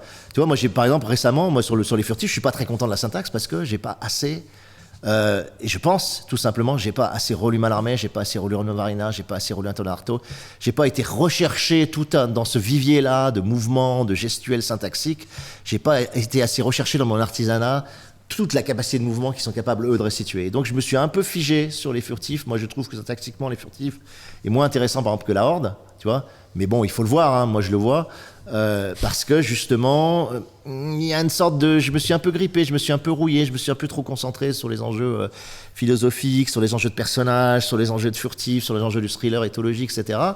Et j'ai sacrifié un tout petit peu, tu vois, le côté stylistique, parce qu'il faut savoir qu'un roman, c'est une symphonie, quoi. Il faut être capable de gérer tous les instruments à la fois, et en fait, tu sacrifies certains trucs, quoi. Et bon, dans les furtifs, pour moi, il y a un tout petit sacrifice, il faut le voir, hein, mais syntaxiquement... dans la différenciation syntaxique, par exemple, des personnages, elle n'est pas aussi, pour moi, nette et différenciée qu'elle l'est sur la Horde, tu vois. La syntaxe du Golgoth dans la Horde est vraiment absolument différenciée de celle de Sov ou de Roshi ou d'Aoi, etc. Tu vois. Bon, il y a effectivement la syntaxe, les phonèmes aussi. C'est-à-dire qu'en fait, on avait fait un atelier d'écriture à la Maison d'Ailleurs il y a quelques années. Et c'était intéressant de voir aussi la réappropriation du langage. C'est-à-dire en fait, finalement, on utilise le langage un peu tous de manière utilitaire. Pas tous, mais la plupart d'entre nous au quotidien. Comment on peut échanger, un peu comme la monnaie, comme ça. Ouais. Et ce qui est assez frappant, et je trouve que ça se voit beaucoup dans la Horde, évidemment, puisque chaque personnage parle... d'une manière, alors déjà avec sa propre syntaxe et avec ses propres phonèmes, mais en même temps ce phonème c'est pas juste un son, c'est un son qui est presque existentiel et qui à mon avis en tout cas, nous permet de nous refamiliariser ou nous familiariser avec cette dimension très anthropologique du langage qui n'est pas juste de la communication. On avait fait cet atelier, alors là on va se faire un petit exercice comme ça parce que tu viens de dire que tu n'aimais pas les ateliers d'écriture. Donc on avait fait un atelier d'écriture sur la thématique de la révolte. Et je me rappelle que j'avais reçu beaucoup de messages, les gens étaient très contents parce que la question c'était comment t'exprimes la révolte. Alors comme je ne sais pas si tous les auditeurs connaissent tout Damasio par cœur, ça fait quand même quelques pages. Peut-être, voilà, tu as écrit la Horde, tu as ce rapport au phonème, à la phonématique, etc. Comment on exprime la révolte, par exemple ?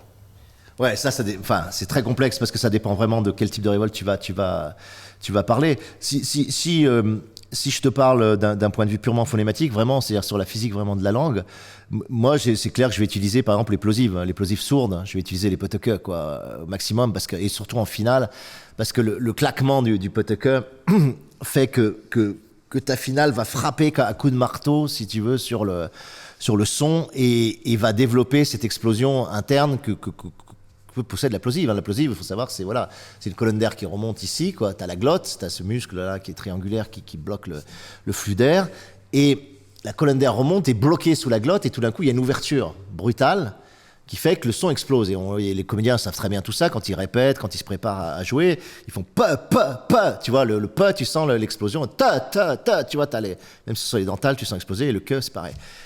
Et tu le sais, ça, tu vois. Et si par contre, tu doubles sur les plosives sonores, c'est-à-dire le B de G, le B correspondant au P, le D au T et le G au K, c'est la même chose, sauf que la glotte, elle est très légèrement entrouverte. Et ça fait toute la différence. C'est-à-dire qu'il y a une toute petite ouverture d'air qui fait que quand le B vient exploser, il explose de façon élastique. Il explose avec une forme de souplesse, quoi. Donc, c'est puissant, c'est explosif.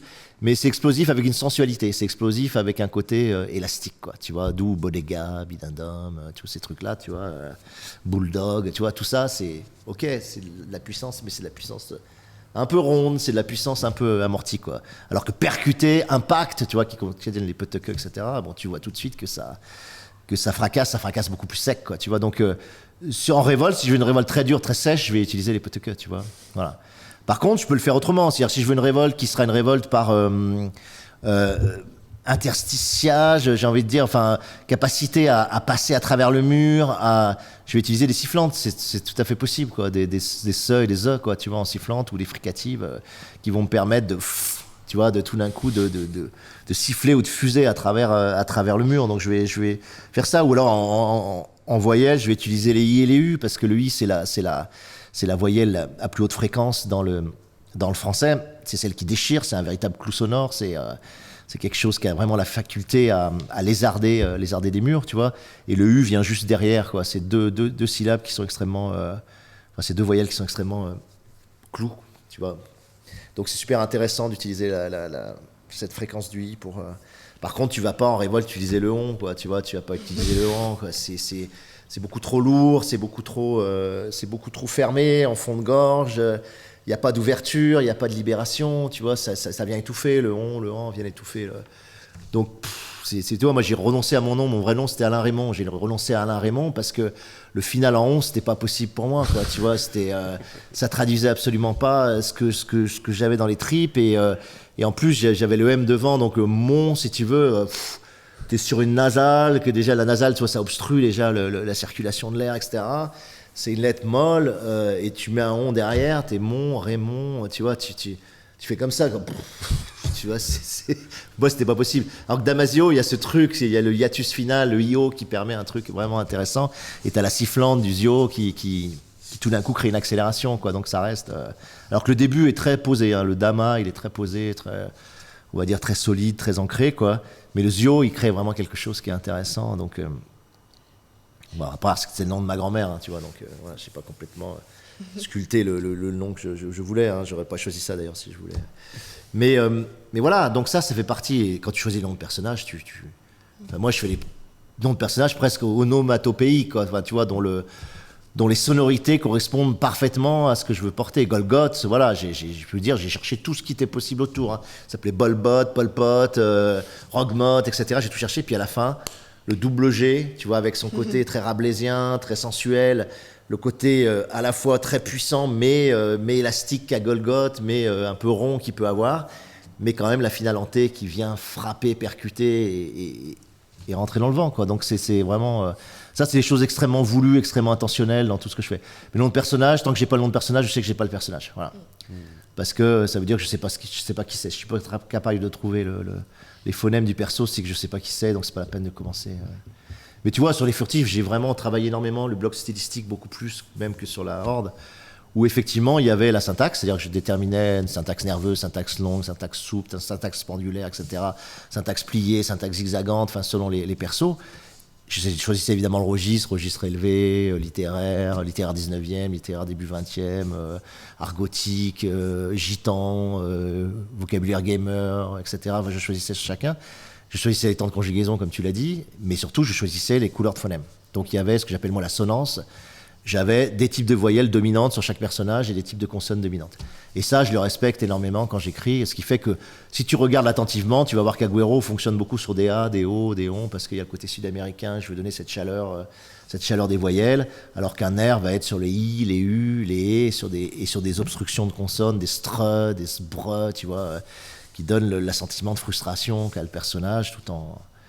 Voilà, travaillant sur des fricatives très froides, type sifflante, et voilà, et ça t'aide énormément. Enfin, en tout cas, moi, ça l'aide à typer énormément le style. Moi, ça me fait réagir ce que tu dis, parce que ça me fait immédiatement faire le lien avec l'oralité, qui n'est pas forcément une évidence quand on est face à un texte. Ouais. Tu la réalises par des signes, des traces typographiques, mais c'est vrai qu'en faisant le point avec l'oralité, moi, ça me fait penser à ce que je vais oser, si vous permettez, appeler un genre, qui est le rap. Et en fait, en t'entendant parler des plosives, moi je pense immédiatement à Nekfeu, qui est un espèce de maître contemporain des assonances et des allitérations. Puis il a toujours ces plosives. Il dit je connais les tafs de merde, les potes qui partent le shit dans la chaussette. Et puis il y a vraiment ces rythmes comme ça. Et en t'entendant parler, je trouve qu'il y a vraiment une espèce d'affinité dans ce que tu dis avec ce genre-là. Et puis aussi par le côté vitaliste de ce que tu décris, hein. L'idée de la langue qui est dans sa forme et grâce à sa forme et par sa forme dans son fond, également un instrument de lutte et d'innovation et une vraie force de proposition. Non, mais complètement. C'est pour ça que le rap c'est aussi important quand tu écris aujourd'hui, enfin pour moi en tout cas. C'est-à-dire que si tu pars du principe, parce que c'est un choix aussi littéraire de dire je veux être expressionniste, c'est-à-dire que je veux utiliser la pleine puissance des phonèmes. Tu vois, dans l'ordre de l'action. Parce que tu peux contrecarrer des phonèmes, quoi. Tu vois, tu peux dire, tiens, je vais utiliser exprès des phonèmes très percutants pour dire quelque chose de mou. Tu peux jouer avec tu peux, dans le raffinement, faire ça si tu as envie. Moi, je suis assez bourrin, c'est-à-dire que je vais utiliser vraiment l'expressivité maximale de chaque phonème. Et dans le rap, c'est exactement ce qu'ils font, parce que pour l'oralité, il faut avoir le maximum d'impact. Et quand tu regardes, moi je le dis toujours, mais quand tu regardes le rap francophone et le rap anglophone, si tu veux... Moi, j'ai aucune admiration pour l'écriture du rap anglophone pour une raison extrêmement simple, c'est qu'ils sont parfaitement aidés par les plosives, tu vois. L'anglais est une langue radiculaire qui fait généralement, c'est des mots, les mots racines sont des mots de 3 ou 4 lettres, donc c'est des monosyllabes systématiquement dans lesquels il y a une seule voyelle quasiment tout le temps, et dont les entames et les finales, surtout les finales, sont des plosives. Tu vois, si tu fais stop, step, shit, tu vois, back... c'est constamment du poteke ou c'est constamment du bodege, tu vois. Et c'est super intéressant de se dire que cette langue s'est construite sur cette expressivité-là, quoi, tu vois. Langue radiculaire, très court terme, et il faut lire les mots anglais de Mallarmé, qui a étudié la langue. C'est un travail de commande de Mallarmé, mais qui est absolument dingue, que tu trouves que dans la Pléiade, où il te montre l'expressivité, justement, de la langue anglaise et liée à ces trucs-là. Et du coup, quand tu rappes en anglais, t'es quasiment tout le temps sur des monosyllabes, tu vois. Parfois, t'as des bisyllabes, donc qui te ralentissent et tout. Mais quand t'as des monosyllabes à ta disposition, c'est comme si t'avais les atomes élémentaires nécessaires pour frapper comme tu veux et pour les agencer comme tu veux, quoi. Donc c'est infiniment plus facile de rapper en anglais que de rapper en français. Ou en français, t'as très souvent des bisyllabes et en plus avec un putain de muet à la fin, où pour faire claquer les choses, tu peux te lever, quoi, tu vois. Moi, je me suis amusé de faire, j'ai un rap comme ça, enfin, c'est pas un rap, mais c'est un slam que j'ai fait. J'attrape la hampe, hop, rip, et me hisse d'une pompe sur la poupe. Un cop des stupes, pop-up de sa jeep et braque mon scalp. Stop! Il jappe, etc., tu vois. Et là, j'utilise que des finales en P, en machin. Mais c'est hyper dur à en faire en français. Et en plus, j'utilise plein de mots franglais au milieu, quoi, tu vois. Parce que j'ai très peu de marge, en fait. Tu vois, j'étais chercher tout ce que je pouvais avec des finales en P et machin. Et en fait, on a très peu, quoi, tu vois. Donc, faut être plus malin, quoi, tu vois. Faut être plus malin. D'où au fait qu'il y a beaucoup de franglais aussi. Hein, ils vont rechercher cette énergie. Mais voilà, t'as raison. C'est une vraie capacité à percuter qui est prise. Et qui est prise à partir de ces phonèmes, quoi, de fondamentaux. Et là, pour le coup, c'est vraiment le squelette de la langue, c'est-à-dire que c'est vraiment les consonnes qui tapent, qui servent, et qui sont rythmiques, et qui sont celles qui vont permettre de scander, quoi. C'est pas les voyelles, ouais, ça c'est clair. Voyelles, t'as toujours ce côté très, très souple, très, très gentil, quoi, mais c'est les consonnes qui font tout, quoi. C'est justement intéressant le lien avec le rap ou le slam, c'est que dernièrement, l'année passée, en fait, vous étiez en création avec Yann Péchin, le guitariste de Bachung, entre autres, pour un spectacle ou un concert qui s'appelle Entrer dans la couleur, ouais. Qui est à la fois en lien avec les furtifs, puisque tu racontes les furtifs sur 1h15. Ouais. Tu racontes, c'est peut-être pas le bon terme, mais tu parles de l'histoire des furtifs. Et en même temps, ce concert-là, qui aura lieu dimanche, hein, puisqu'on pourra le voir en live streaming dimanche. Comment on passe justement, alors à la fois on entend bien ton rapport à la musicalité de la langue, à l'importance de cette espèce de chair quelque part, hein, de couleur du langage, à se lancer dans une performance de concert où on change de chant et en même temps on arrive dans quelque chose justement, alors en théâtre, avec des impressions visuelles, de la musique, etc. C'est radicalement différent et en même temps pour moi c'est une vraie continuité avec tout mon travail. Moi je devais tendre naturellement à arriver à la voix, à l'oralité et puis après à la présence du corps sur scène. Moi j'ai toujours eu du mal avec mon corps et le fait d'exposer mon corps tu vois sur une scène, donc ça n'a jamais été quelque chose de naturel. Par contre je suis très vite venu à la voix, c'est-à-dire pour moi la voix, c'est l'incarnation du texte, quoi, vraiment. C'est-à-dire que la voix est capable de telles inflexions, de tels mouvements, elle est capable de véhiculer tellement d'émotions que la première voix, justement, j'ai envie de dire, de l'incarnation, c'est l'oralisation. Et ensuite, tu as un corps sur scène. C'est encore autre chose à gérer. Et pour l'instant, moi, je fais partie de ces parleurs ou de ces chanteurs qui ne bougent très peu, qui sont des monoblocs, et sur lesquels toutes les inflexions vont passer par là. Quand tu regardes Bachung, quand tu regardes... Il y a un truc qui est fascinant, c'est regarder Depardieu chanter Barbara, où tu as une espèce de monolithe, de corps monolithe, et avec des micro-inflexions absolument gracieuses, savoureuses, ultra élégantes, qui passent uniquement par la voix, tu vois. Et tu as l'impression que tu as un bloc de pierre et que tu as juste des micros. Et c'est tout aussi fascinant que Michael Jackson, tu vois, tournant, je trouve, sur le... Mais disons que pour moi, c'était normal d'arriver à là, parce que voilà, comme je l'ai dit, je travaille sur l'expressivité vraiment des phonèmes, et surtout du rythme et de la syntaxe, c'est-à-dire que la syntaxe, j'ai envie qu'on l'entende, j'ai envie qu'on voit comment elle coule, j'ai envie qu'on ressente son rythme. Et ce qui est passionnant, moi je trouve, hein, dans le concert que je fais, ce qui moi en tout cas me passionne à faire, c'est que je passe par énormément d'états émotionnels très différents. C'est-à-dire que j'ai par exemple des extraits sur Tishka, qui sont des extraits... c'est un texte que j'adore parce qu'il est extrêmement simple, c'est juste ma fille qui court vers moi que je prends dans mes bras, à 6 ans, à 4 ans, à 2 ans, à 6 mois, et quasiment la naissance, tu vois. C'est-à-dire que je retranscris la sensation du corps que tu as quand tu prends dans les bras ton enfant, et comment il évolue physiquement, lui, et comment évolue la sensation que tu as en le prenant dans les bras, selon les âges, tu vois. Au début, ça démarre comme ça, tu vois. Un jour, Tishka aurait eu 6 ans, je pars au conditionnel, puis après au futur, puis après au présent, mais toi, c'est un jour, Tishka aurait eu 6 ans, elle aurait couru pour se jeter dans mes bras, et j'aurais senti ses hanches dans l'anse de mes coudes, l'armature naissante de ses épaules pointues, sa musculature qui s'affirme, son poids, tu vois. Et t'as tout le mouvement avec les réductions sur son poids, etc. Et ensuite, je reprends, tu vois. Et à chaque âge, tu vois, bientôt, plus tard, elle a 4 ans, elle débaroule sur le plancher et fonce dans mes jambes. Je la soulève plutôt qu'elle ne bondit. Je la porte haut, elle rit et se blottit contre ma poitrine. Ses pieds ne touchent plus mes genoux. Ses hanches sont en peluche, son buste léger vole.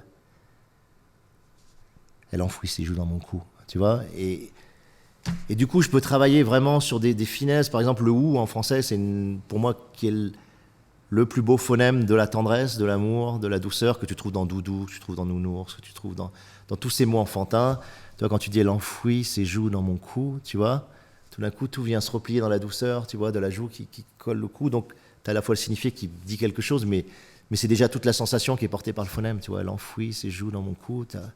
Et c'est génial de le dire, et c'est génial de le faire, et c'est génial, tu vois, de pouvoir le véhiculer, de le porter vers les gens et de le faire entendre, voilà, tout simplement. Donc moi, je suis très content de faire ça. Et puis j'apprends quelque chose que j'avais du mal à faire avant aussi, c'est être totalement dans le présent, quoi. Sur scène, tu peux rien anticiper, tu es dans le présent pur. Et si tu anticipes ne serait-ce qu'un tout petit peu, tu fais de la merde, quoi. Tu vois, t'as pas le choix. Il faut être parfaitement présent, parfaitement entier, parfaitement là, parfaitement dans la sensation. Et là, tu peux arriver à faire quelque chose qui a du sens, mais dès que tu anticipes, c'est mort, quoi. Et du coup, j'adore. C'est-à-dire que tu passes 1h15 de présent pur, quoi. Et moi, j'ai très peu de moments dans ma vie où je suis dans le présent pur, donc c'est vraiment précieux, ouais.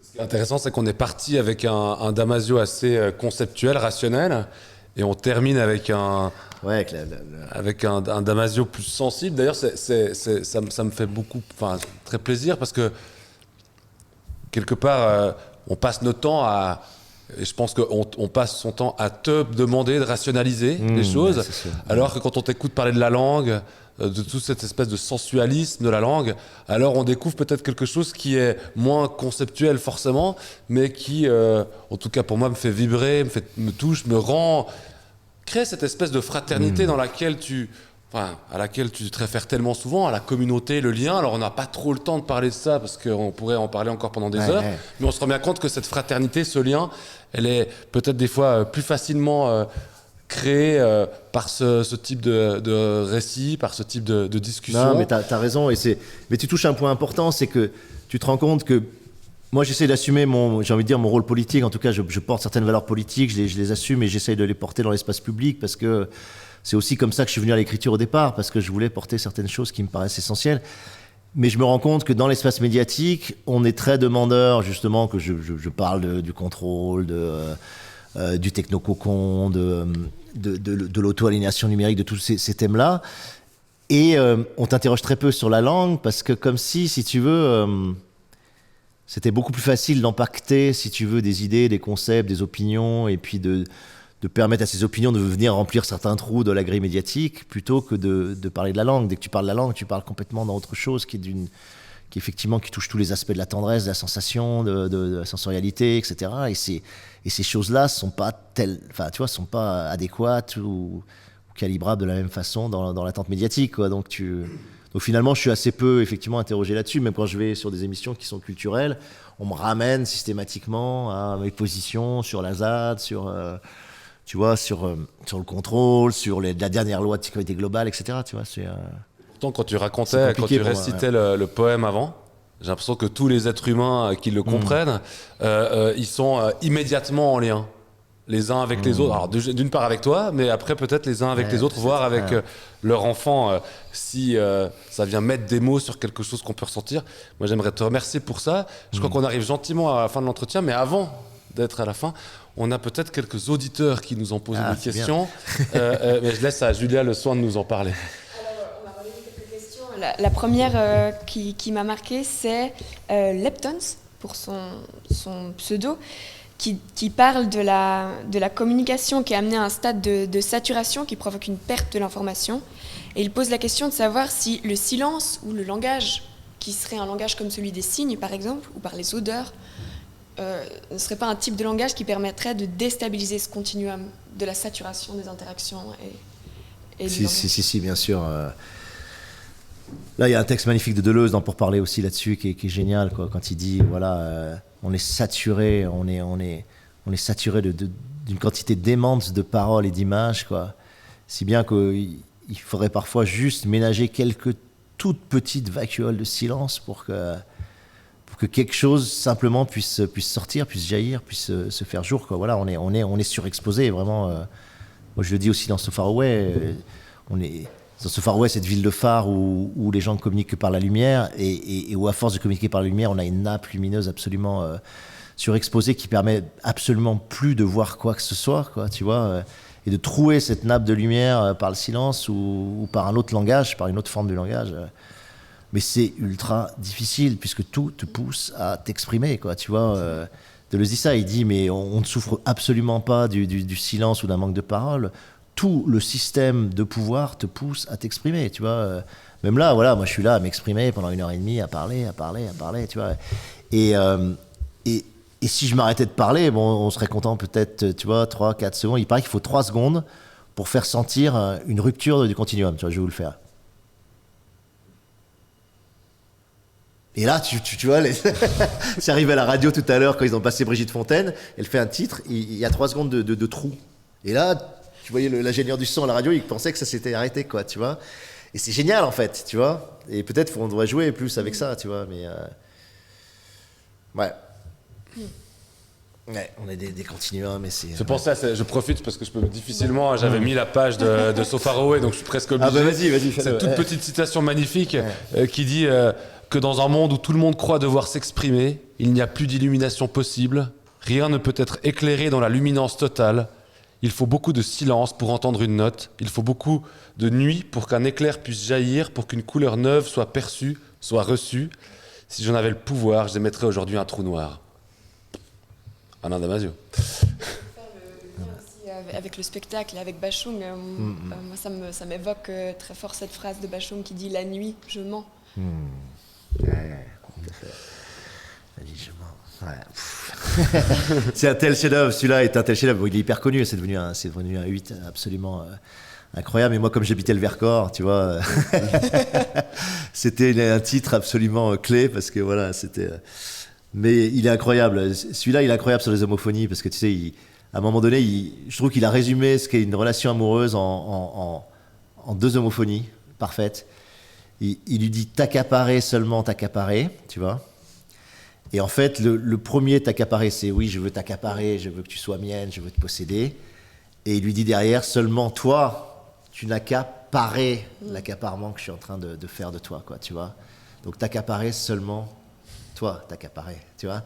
Et tout le jeu amoureux est décrit juste sur une homophonie. Et moi, je trouve ça, c'est un pur chef-d'œuvre. Mais il n'est pas tout seul, hein, Bashung. Là, c'est comment il s'appelle son parolier qui est absolument génial. Je ne sais plus son nom, mais faire ça, je trouve ça absolument génial. Parce que quand tu écoutes t'accaparer seulement t'accaparer, tu crois que c'est dit 2 fois s'accaparer, tu vois. Mais en fait, non, quoi. Tu vois, il abrite, tu vois, un autre mot, en tout cas, une autre sensation derrière la première. Et ça, c'est juste génial, quoi. Peut-être est-ce qu'on a encore une petite question? Je pense qu'on a le temps pour une petite question. On a quelques minutes pour une dernière petite question. Peut-être, vu qu'on a eu l'occasion de te rencontrer vraiment comme écrivain, et Marc a mis l'accent là-dessus, je trouve intéressant cette question, qui est très pratique, et qui dit que tu parles des gestes d'écriture, enfin tu parles des gestes lors du processus d'écriture, et est-ce que pour ressentir ce mouvement dans ta chair, tu écris à la main? Ou est-ce que tu écris à l'ordinateur? Ouais, très belle question. C'est vrai que le geste d'écriture à la main, il reste très précieux, notamment pour former certaines lettres. Moi, j'ai arrêté d'écrire à la main assez tôt, pour une raison très simple, c'est que je corrige énormément mes jets. C'est-à-dire que je repasse une dizaine de fois sur les jets. Donc, c'était très très vite, totalement illisible sur le cahier, et j'étais incapable de voir l'écoulement justement parce que j'avais tellement raturé que je ne pouvais plus lire et sentir comment ça coulait. Donc, je suis venu à la clarté absolument nette et propre de l'écran qui me permet ça. Maintenant, je garde l'écriture manuscrite tout le temps sur les cahiers, sur tout le travail de prise de notes et le travail de réflexion. Et j'ai besoin là que ça soit tout ce qui relève de l'idée, des actes les plus créatifs, parce que moi je dis la plus grande beauté de tout ce que je fais sur les cahiers et pas du tout dans le texte final. Les cahiers, ils portent tout, les cahiers, c'est juste génial parce que t'as que les actes créatifs dedans, quoi. Et comme tu n'as que les actes créatifs dedans, c'est que des éclairs, des fulgurances, des trouvailles, et tu en utilises peut-être 70-80% dans le roman, mais tu en as plein qui n'utilisent pas. Et là, j'écris à la main, ouais. Parce que j'adore cette lenteur, j'adore le fait, des fois je repasse sur le mot, je repasse sur le truc. Tu vois les hampes se générer, le double L, tu vois les jambages tomber, le P, le Q, le G, tu vois, tu ressens physiquement cette côté-là, quoi, cette élévation en français. En plus, c'est génial parce qu'on a 7 hampes et on a 5 jambages seulement, tu vois, comme si la dimension d'élévation était supérieure ontologiquement dans le langage à la dimension d'ancrage et ça j'aime bien que le français soit comme ça. et le point sur le i, etc. Tout ce qui vient pétiller dans les accents et tout ça, c'est super agréable de le refaire à la main. Ouais. Et puis peut-être pour conclure, Marc, une dernière question, je pense qu'elle est vraiment très à propos parce que tu parlais du lien social et de l'idée voilà, que quand on est face à du langage qui nous est adressé, ce lien il se crée. Et cette question demande ce que tu penses de l'utilisation des récits comme moyen de synchronisation de l'action d'un collectif plus ou moins large. C'est ultra précieux en fait, et moi je me rends compte beaucoup autour de mes livres. Moi j'ai la chance d'avoir une vraie, pour le coup, un lectorat assez fort, en tout cas c'est plusieurs centaines de milliers de personnes, et je vois les effets de communauté que ça crée. Ça crée autour de la Horde, que ça crée autour des furtifs. Et bien malgré moi, il y a un livre de Baptiste Morisot et Estelle Zong là, qui est très beau là-dessus, qui s'appelle Esthétique de la rencontre, où il montre justement que souvent une œuvre arrive à faire émerger, par la rencontre qu'elle a avec des gens pourtant complètement individualisés, arrive à faire émerger une espèce d'égrégore, ou en tout cas d'état collectif ou de sensations collectives communes, qui fait que les gens peuvent s'agréger autour de certaines valeurs, et comme on manque singulièrement de paroles fédératrices ou autres que des paroles, ce que j'appelle vendues, soit vendues à un parti politique, soit vendues à une marque, soit vendues à des intérêts privés, c'est-à-dire qu'on n'a quasiment pas aucune parole libre, c'est très rare. Il y a les artistes qui parlent de façon libre quand ils viennent pas vendre leurs bouquins ou je sais pas quoi, tu vois. Et donc on a assez peu de paroles capables comme ça d'agréger de façon gratuite, naturelle, organique, des collectifs, ou en tout cas des sensations communes ou des affects communs. Et les livres parfois arrivent à ça, les films arrivent à ça, évidemment certaines œuvres, certaines musiques encore plus arrivent à ça.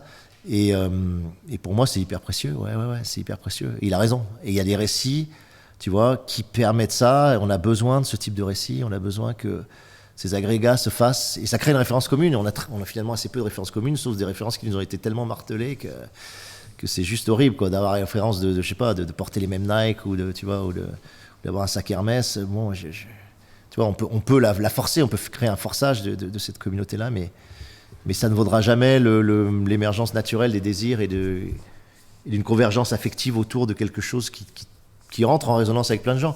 Et souvent, qui rentre en résonance pour des raisons très différentes. C'est ça qui est chouette, quoi. Moi, je le vois sur la Horde, j'ai beaucoup de gens qui adorent ce bouquin, mais pour des raisons, quand tu discutes, tu leur demandes simplement le personnage préféré, ils n'ont pas du tout le même personnage. Il y en a, c'est Golgoth, il y en a, ça va être Orochi, il y en a, ça va être Sov, il y en a, ça va être Pietro, ça va... Donc c'est déjà pas sur le même attachement de personnage, mais c'est pas pour les mêmes raisons non plus, quoi. Tu vois, j'ai même des groupes d'extrême droite qui se réunissent autour de la Horde, qui est pour moi un contresens total, et pourtant le livre permet ça, tu vois, le livre permet ce truc-là, et pourquoi pas, enfin, tu vois, mais même si ça me fait royalement chier, quoi, ça existe, quoi, voilà, tu vois, et donc tu peux trouver des effets de résonance qui sont très différents selon les gens, quoi, ouais. Bah, merci déjà Alain Damasio pour cette générosité dont qu'on te connaît si bien. Peut-être juste rappeler et montrer quelques images. Dimanche à 17h, en live stream, on va avoir la chance de pouvoir voir, entrer dans la couleur. Avant de vous en parler un tout petit peu plus, je propose qu'on voit quelques images. Hein. Finalement, tu es là et on verra bien si les algorithmes YouTube vont t'auto-censurer ou pas. Voilà quelques images d'entrer dans la couleur. Tu pouvais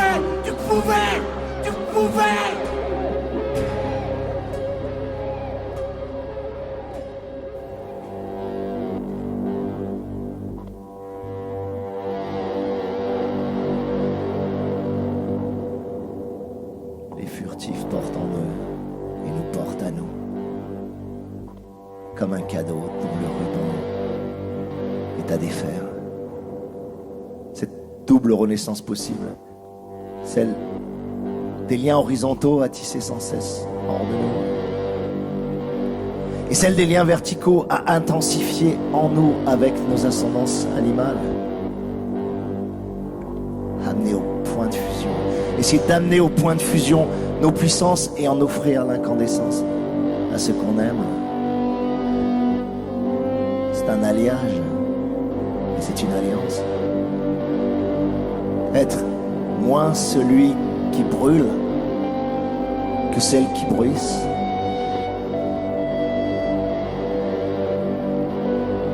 Entrer par effraction dans le rouge ouvert, s'y tenir fragilement, pouvoir entrer dans la couleur.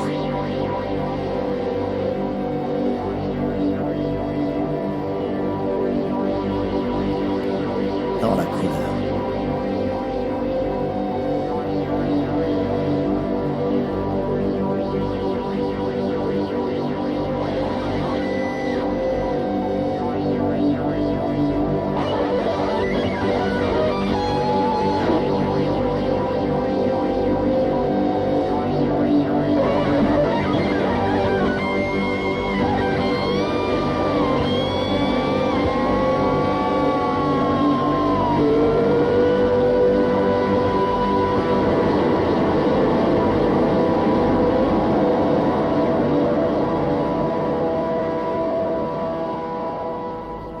Moi, c'est vrai, j'exagère. J'exagère. C'est ma façon à moi de vomir. C'est ma façon à moi de vomir l'ingérable.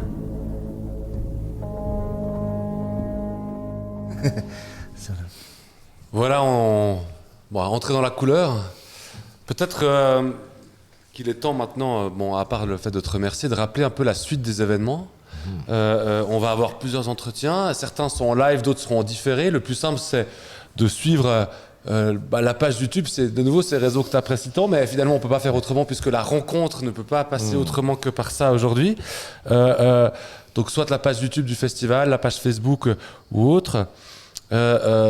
Pour les prochains directs, demain matin à 10h, on fait une rencontre avec le public. J'ai vu qu'il y avait pas mal de questions sur les différents réseaux qui étaient posées. Donc ceux qui veulent, vous allez sur le site numérique avec un k-games.ch et ça vous permet de pouvoir discuter avec Alain Damasio. Alors c'est par Zoom, hein, on varie un peu les formats, mais ça permettra de pouvoir prendre le temps de poser ses questions, de pouvoir discuter avec lui, simplement ou bien de se laisser un peu aller.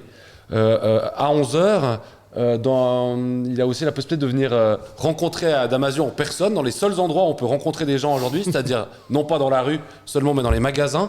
Alors rencontrer, façon de parler, puisqu'il sera à la boutique Pop Invaders de la Maison d'Ailleurs, demain matin à 11h.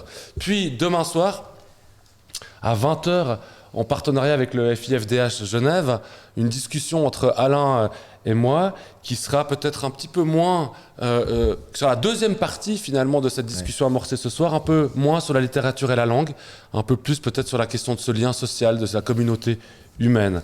Et puis dimanche 17h, entrer dans la couleur.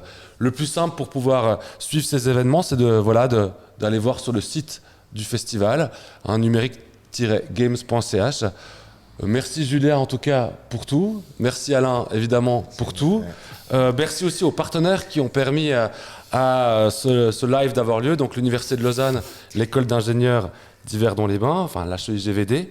Aux partenaires du week-end, FIFDH, le canton de Vaud et le théâtre Beno-Besson, ainsi que tous les autres partenaires du festival, qui soient remerciés. Je te remercie pour tout.